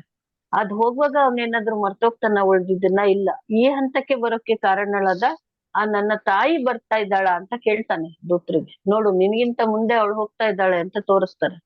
ಸೊ ಹಾಗೆ ಯಾರೆಲ್ಲ ಭಗವಂತನ ಮಾರ್ಗಕ್ಕೆ ನಮ್ಮನ್ನ ತೊಡಗಿಸ್ತಾರೆ ಅವ್ರಿಗೆ ನಾವು ತುಂಬಾ ಕೃತಜ್ಞರಾಗಿರ್ಬೇಕು. ಮತ್ತೆ ಪ್ರಮಾಣ ಧರ್ಮ ಗ್ರಂಥಗಳ ಮೂಲಕ ವ್ಯಕ್ತವಾಗುವ ಅಧಿಕೃತ ಗೋಸ್ವಾಮಿಗಳ ಅಭಿಪ್ರಾಯ ಏನು ಅಂತ ಹೇಳಿದ್ರೆ, ಭಕ್ತನ ದೇಹದ ಗುಣ ಐಹಿಕ ಗುಣದಿಂದ ದಿವ್ಯವಾದ ಸಂಪರ್ಕಕ್ಕೆ ಬರುತ್ತೆ. ಬ್ರಹ್ಮ ಸಂಹಿತೆಯಲ್ಲಿ ಹೇಳುತ್ತೆ. ಬ್ರಹ್ಮ ಸಂಹಿತೆಯಲ್ಲಿ ಶ್ವೇಂದ್ರ ಗೋಪ ಅಂತ ಬರುತ್ತೆ ಶ್ಲೋಕ, ಸಾರಿ ಮರ್ತೋಯ್ತು. ಇಂದ್ರಗೋಪ ಹುಳು ಅನ್ನೋದು ಇದೆ. ಅದು ಒಂದು ಪ್ರಾಣಿ. ಅಲ್ಲಿಂದ ಸ್ವರ್ಗಾಧಿಪತಿಯಾದ ಇಂದ್ರನವರೆಗೂ ಎಲ್ಲ ಜೀವಿಗಳು ಕರ್ಮಕ್ಕೆ ಅಧೀನರು. ಆದ್ರಿಂದನೇ ಒಂದು ಬ್ರಹ್ಮಾಂಡ ಸೃಷ್ಟಿಯಾಗಿ ಇಂದ್ರಲೋಕ ಸ್ವರ್ಗಲೋಕ ಸೃಷ್ಟಿ ಆಗುವಾಗ ಹೊಸ ಇಂದ್ರನ ಆ ಸ್ಥಾನದಲ್ಲಿ ಕೂರಿಸ್ತಾರೆ. ಸೊ ಈ ಬಲಿ ಚಕ್ರವರ್ತಿ ಮುಂದಿನ ಇಂದ್ರನಾಗ್ತಾನೆ ಅನ್ನೋದನ್ನ ನಾವು ಕೇಳಿದ್ದೇವೆ. ಸೊ ಹೀಗೆ ಕಾಮ್ಯ ಕರ್ಮಗಳ ಸುಖ ದುಃಖ ಫಲವನ್ನ ಅನುಭವಿಸೋದಕ್ಕೆ ಬದ್ಧರಾಗಿರ್ತಾರೆ ಯಾರು? ಬದ್ಧಾತ್ಮಗಳು. ಆದ್ರಿಂದಾನೇ ಅವ್ರ ಹೆಸರು ಬದ್ಧಾತ್ಮಗಳು. ಸೊ ಇದ್ದಿದ್ರಲ್ಲಿ ನಾವೇ ವಾಸಿ ದೇವತೆಗಳಿಗಿಂತ ಅವರು ಸಾವಿರಾರು ವರ್ಷ ದೀರ್ಘ ಕಾಲ ಆಯಸ್ಸನ್ನ ಪಡ್ಕೊಂಡು ಆ ಲೋಕದಲ್ಲೇ ಇರ್ಬೇಕು. ಮುಂದೊಂದು ದಿನ ಅದು ಕೂಡ ಅಂತ್ಯ ಆಗುತ್ತೆ. ಆದ್ರೆ ಕೇವಲ 100 ವರ್ಷಗಳು ಕಲಿಯುಗದಲ್ಲಿ ಈ ಮಾನವರಿಗೆ. ಅಷ್ಟರಲ್ಲೇ ನಾವು ಹರೇ ಕೃಷ್ಣ ಮಹಾಮಂತ್ರದ ಆಶ್ರಯ ಭಕ್ತರ ಸಂಘದಲ್ಲಿದ್ದು ಗುರುವಿನ ಮಾರ್ಗದರ್ಶನದಲ್ಲಿ ನಾವು ಭಗವದ್ಧಾಮಕ್ಕೆ ಮರಳಿ ಹೋಗ್ಬೋದು. ಭಗವಂತನ ಅವ್ಯಾಜ ಕೃಪೆಯಿಂದಾಗಿ ಇಂಥ ಪ್ರತಿಕ್ರಿಯೆಗಳಿಗೆ ಹೊರತಾಗಿರ್ತಾನೆ ಯಾರು? ಭಕ್ತನಾದವನು. ಶುದ್ಧ ಭಕ್ತನಾದವನು ಇವ್ ಯಾವುದಕ್ಕೂ ಒಳಗಾಗೋದಿಲ್ಲ. ಅವನಿಗೆ ಕೇವಲ ಹರಿ ಮತ್ತು ಹರಿ ಭಕ್ತರ ಸಂಘ, ಅವನ ನಾಮದ ಆಶ್ರಯ ಅಷ್ಟಿದ್ರೆ ಸಾಕು.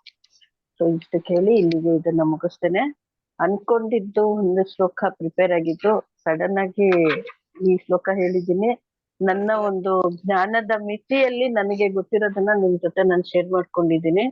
ನಿಮ್ಗೆ ಹೊಸದಾಗಿ ಏನಾದ್ರು ಅನ್ಸಿದ್ರೆ ಅಥವಾ ಇನ್ನೇನಾದ್ರು ಪ್ರಶ್ನೆ ಇದ್ರು ಸೀನಿಯರ್ ಡಿವೋಟೀಸ್ ನ ಕೇಳ್ಬೋದು. ಎಲ್ಲಾರು ತಪ್ಪಾಗಿದ್ರು ದಯವಿಟ್ಟು ಎಲ್ಲಾರು ಕ್ಷಮಿಸ್ಬೇಕು. ಹರೇ ಕೃಷ್ಣ. ಕೃಷ್ಣ ಮಾತಾಜಿ. ಹರೇ ಸಮೀಕ್ಷೆ ನನ್ನ ಕಡೆಯಿಂದ ತಪ್ಪಾಯ್ತು. ಅದು ಶ್ಲೋಕ ಕೊಟ್ಟಿದ್ದೆ ಪ್ರಭುಜಿ. ಪ್ರಭುಜಿ ಅದು ಒಂದ್ ರೀತಿ ಟೆಸ್ಟಿಂಗ್ ನಮ್ಗೆ. ನಿತ್ಯ ಭಾಗವತ ಸೇವೆಯ ಪ್ರಭುಪದ ಹೇಳಿದ್ದಾರೆ, ಇದಕ್ಕೆ ಅಂತ ರೆಡಿ ಆಗೋದಲ್ಲ, ಸದಾ ಕಾಲ ರೆಡಿ ಇರ್ಬೇಕು ನಾವು ಅನ್ನೋದು ತೋರ್ಸುತ್ತೆ. ಹೌದು ಹೌದು. I tried my level best ಪ್ರಭು ಅಷ್ಟೇ. ಮಾತಾಜಿ, ನೀವು ಆ ತರ ಇದ್ರೆ ನೀವು ಶ್ಲೋಕನೆ ಮಾಡ್ಬೋದು. ಈ ಹೊಸಾದ್ ಮಾಡ್ಬೇಕಂತ ಅವಶ್ಯಕತೆ ಇಲ್ಲ. ಏನ್ ಕೊಟ್ಟಿದ್ದೀನಿ ಅದು ಮಾಡಿ, ಪರವಾಗಿಲ್ಲ. ಒಂದು ಪರವಾಗಿಲ್ಲ ಪ್ರಭು. ಎರಡು ಅನೌನ್ಸ್ಮೆಂಟ್ ಮಾಡ್ಬೇಕಾಯ್ತು. ಒಂದು, ಹಿಸ್ ಹೋಲಿನೆಸ್ ಪರಂ ಪೂಜ್ಯ ಜಯಪತಾಕ ಸ್ವಾಮಿ ಮಹಾರಾಜ್ಗೆ ಅವ್ರಿಗೆ ಹುಷಾರಿಲ್ಲ. ನಾನು ಮೆಸೇಜ್ ಕಳಿಸಿದೆ ಗ್ರೂಪ್ಗಳಲ್ಲಿ. ಇವತ್ತು 1 ಇಂದ 4, ಇವತ್ತು ಏಕಾದಶಿ ದಿವಸ, ಒಳ್ಳೆ ದಿವಸ. ಅವರ ಹೆಲ್ತ್ ಪರವಾಗಿ ನಾವು 1 ಇಂದ 4 ಗಂಟೆಗೆ ಇದೇ ಝೂಮ್ ಅಲ್ಲಿ ಜಪ ಮಾಡ್ತಾ ಇದೀವಿ. ದಯವಿಟ್ಟು ಎಲ್ಲರೂ ಬರ್ಬೇಕು, ಚಾಂಟಿಂಗ್ ಮಾಡ್ಬೇಕು. ಯಾಕಂದ್ರೆ ಅಂತಂದ ಗುರುಗಳ ಹತ್ರ ನಾವು ಪಡೆದು ನಾವು ಇವಾಗ ನಿಮ್ಗೆ ಕೊಡ್ತಾ ಇದೀವಿ ಅಂದ್ರೆ ಅದು 100% ಕ್ರೆಡಿಟ್ ನಮ್ ಗುರುಗಳು ಮಹಾರಾಜು ಗುರುಗಳಿಗೆ ಹೋಗ್ಬೇಕು. ಗುರುಗಳ ಕೃಪೆಯಿಂದನೇ ಇವಾಗ ನಡೀತಾ ಇದೆ. ಈ ಶ್ರದ್ಧಾ ಕೊಟ್ಟಿರಿಂದ ನಡೀತಾ ಇರೋದು ಈ ಭಾಗವತ ನಮ್ ಗುರುಗಳ ದಯೆಯಿಂದಾನೇ ನಡೀತಾ ಇದೆ. ಹಾಗಾಗಿ ಎಲ್ಲರೂ ದಯವಿಟ್ಟು 1 ಇಂದ 4 ಗಂಟೆಗೆ ಸೇರಿ ಜಪ ಮಾಡಿ, ಹರೇ ಕೃಷ್ಣ ಜಪ ಮಾಡಿ, ಎಕ್ಸ್ಟ್ರಾ ಜಪ ಮಾಡಿ. ಇವತ್ತು ಏಕಾದಶಿ ದಿವಸ, ಒಳ್ಳೆ ದಿವಸ. ಎರಡನೇದು ಅನೌನ್ಸ್ಮೆಂಟು, ನಾವು 1 ವಾರ ಮುಂಚೆ ಹೇಳಿರ್ತೀವಿ ಈ ಶ್ಲೋಕ ಮಾಡಿ ಅಂತ. ಡಿವೋಟಿಸ್ಗೆ ಯಾರು ಭಕ್ತರು ಮಾಡ್ತಾರೆ ಅವ್ರಿಗೆ ಹೇಳಿರ್ತೀವಿ. ಕೆಲವು ಟೈಮ್ ಹೆಚ್ಚು ಕಡಿಮೆ ಆಗತ್ತೆ. ದಯವಿಟ್ಟು ನೀವು ಈ ಶ್ಲೋಕ ಮಾಡಿ, ಆ ಶ್ಲೋಕ ಮಾಡಿ ಅಂತ ಕೇಳ್ಕೋಬೇಡಿ. ಏನಾಗತ್ತೆ ಆಗ್ಲಿ ಅವ್ರದ್ದು. ಹೆಚ್ಚು ಕಡಿಮೆ ನಾವು ಆದಷ್ಟು ಪ್ರಯತ್ನ ಮಾಡ್ತೀವಿ ಕಂಟಿನ್ಯೂಸ್ ಮಾಡಕ್ಕೆ. ಬಟ್ ಸ್ಪೀಕರ್ ಒಬ್ರು ಬಂದು ಹೇಳ್ತಾರಂದ್ರೆ ಅವ್ರು ಏನ್ ಶ್ಲೋಕ ಮಾಡ್ತಾರೆ ಮಾಡ್ಲಿ. ದಯವಿಟ್ಟು ಈ ಶ್ಲೋಕ ಮಾಡಿ, ಆ ಶ್ಲೋಕ ಮಾಡಿ ಅಂತ ರಿಕ್ವೆಸ್ಟ್ ಮಾಡ್ತಾ ಹೋಗ್ಬೋದು. ಆದಷ್ಟು ನಾವು ಪ್ರಯತ್ನ ಮಾಡ್ತೀವಿ. ಯಾಕಂದ್ರೆ ಅವರು ಮಾತಾಡಿ ಅಂದ್ರೆ ಆತರ ಆಗೋದಿಲ್ಲ. ಅದೊಂದು ವಿನ್ನತಿ. ನಾನು ಆದಷ್ಟು ಪ್ರಯತ್ನ ಮಾಡ್ತೀನಿ ಶ್ಲೋಕ ಸೀಕ್ವೆನ್ಸ್ ಆಗೋದಕ್ಕೆ. ಕೆಲವು ಟೈಮ್ ಅದು ಮ್ಯಾನೇಜ್ಮೆಂಟ್ ಮಾಡಕ್ಕೆ ಸ್ವಲ್ಪ ಕಷ್ಟ ಆಗ್ಬೋದು. ಬಟ್ ದಯವಿಟ್ಟು ಸಮೀಕ್ಷೆ. ಬಟ್ ಎಲ್ಲರೂ ದಯವಿಟ್ಟು ಅವರು ಸ್ಪೀಕರ್ ಏನು ಮಾಡ್ತಾರೋ ಮಾಡಕ್ಕೆ ಅವ್ರನ್ನ ಬಿಡಿ. ಅದೊಂದು ಎರಡನೇ ರಿಕ್ವೆಸ್ಟ್. ಸೊ ಇದು 2 ಇದಾವೆ. ಹರೇ ಕೃಷ್ಣ ಮಾತಾಜಿ. ಇವಾಗ ಏನು ಪ್ರಶ್ನೆ ಇದ್ರೆ ಮಾತಾಜಿ ಹತ್ರ ಕೇಳ್ಬೋದು. ತುಂಬಾ ಹಿರಿಯ ಭಕ್ತರು. ನಮ್ ದೇವಸ್ಥಾನ ಬಹಳ ದಿವಸದಿಂದ ಮಾತಾಜಿ ಜೊತೆ ನಾನು ಸೇವೆ ಮಾಡ್ತಾ ಇದ್ವಿ. 20 ವರ್ಷ ಇರ್ಬೋದು, 15-20 ವರ್ಷ ಇರ್ಬೋದು ಮಾತಾಜಿ ಜೊತೆ. ಸೊ ನಿಮ್ಗೆ ಏನು ಪ್ರಶ್ನೆ ಇದ್ರೆ ಕೇಳಬಹುದು. ಹರೇ ಕೃಷ್ಣ. ಎಲ್ಲ ಗುರುಮರ ಹತ್ರ ಕೃಪೆ ಪ್ರಭು. ಮತ್ತೆ ನಿಮ್ಮೆಲ್ಲರ ಅಸೋಸಿಯೇಷನ್ ಅಷ್ಟೇ ಪ್ರಭು, ನಂದು ಅಂತ ಹೇಳ್ಕೊಳ್ಳೋದೇನಿಲ್ಲ ಅದ್ರಲ್ಲಿ. ಕೇಳಿ ಮಾತಾಜಿ, ಯಾರಿಗಾದ್ರೂ ಏನಾದ್ರು ಕೇಳ್ಬೇಕನ್ಸಿದ್ರೆ ಹೇಳಿ. ಥ್ಯಾಂಕ್ ಯು ಸೋ ಮಚ್ ಪ್ರಭು. ದಂಡವತ್ ಪ್ರಣಾಮ ಮಾತಾಜಿ. ತುಂಬಾ ಧನ್ಯವಾದ. ಚೆನ್ನಾಗಿತ್ತು. ಹರೇ ಕೃಷ್ಣ. ಥ್ಯಾಂಕ್ ಯು ಮಾತಾಜಿ. ಗುರುಗಳ ಕೃಪೆ ಮಾತಾಜಿ.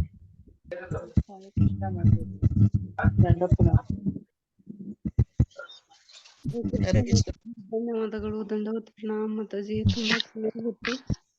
ಬರ್ತಾ ಇದ್ರಿ ಮಾತಾಜಿ ಹಾಗಾದ್ರೆ ಈ ಕ್ಲಾಸ್ ಕೂಡ. ದಂಡದ ಪ್ರಣಾಮ ಮಾತಾಜಿ. ಮಾತಾಜಿ. ಹರೇ ಕೃಷ್ಣ. ಹರೇ ಕೃಷ್ಣ. ಹರೇ ಕೃಷ್ಣ ಹರೇ ಮಾತಾಜಿ. ಕೃಷ್ಣ. ಎಲ್ಲಾರು ಫಸ್ಟ್ ಬಂದಾರ ಮಾತಾಜಿ. ಅವ್ರಿಗೋಸ್ಕರ 3 ಸಾರಿ ಹರೇ ಕೃಷ್ಣ ಮಹಾಮಂತ್ರ ಹೇಳೋಣ್ರಿ. ನಮ್ಮ ಭಕ್ತಿ ಹೆಚ್ಚಿಗೆ ಆಗ್ಲಿ, ನಮ್ದು ಪ್ರಗತಿ ಆಗ್ಲಿ ಅಂತ ಹೇಳಿ ಮಾತಾಜಿ.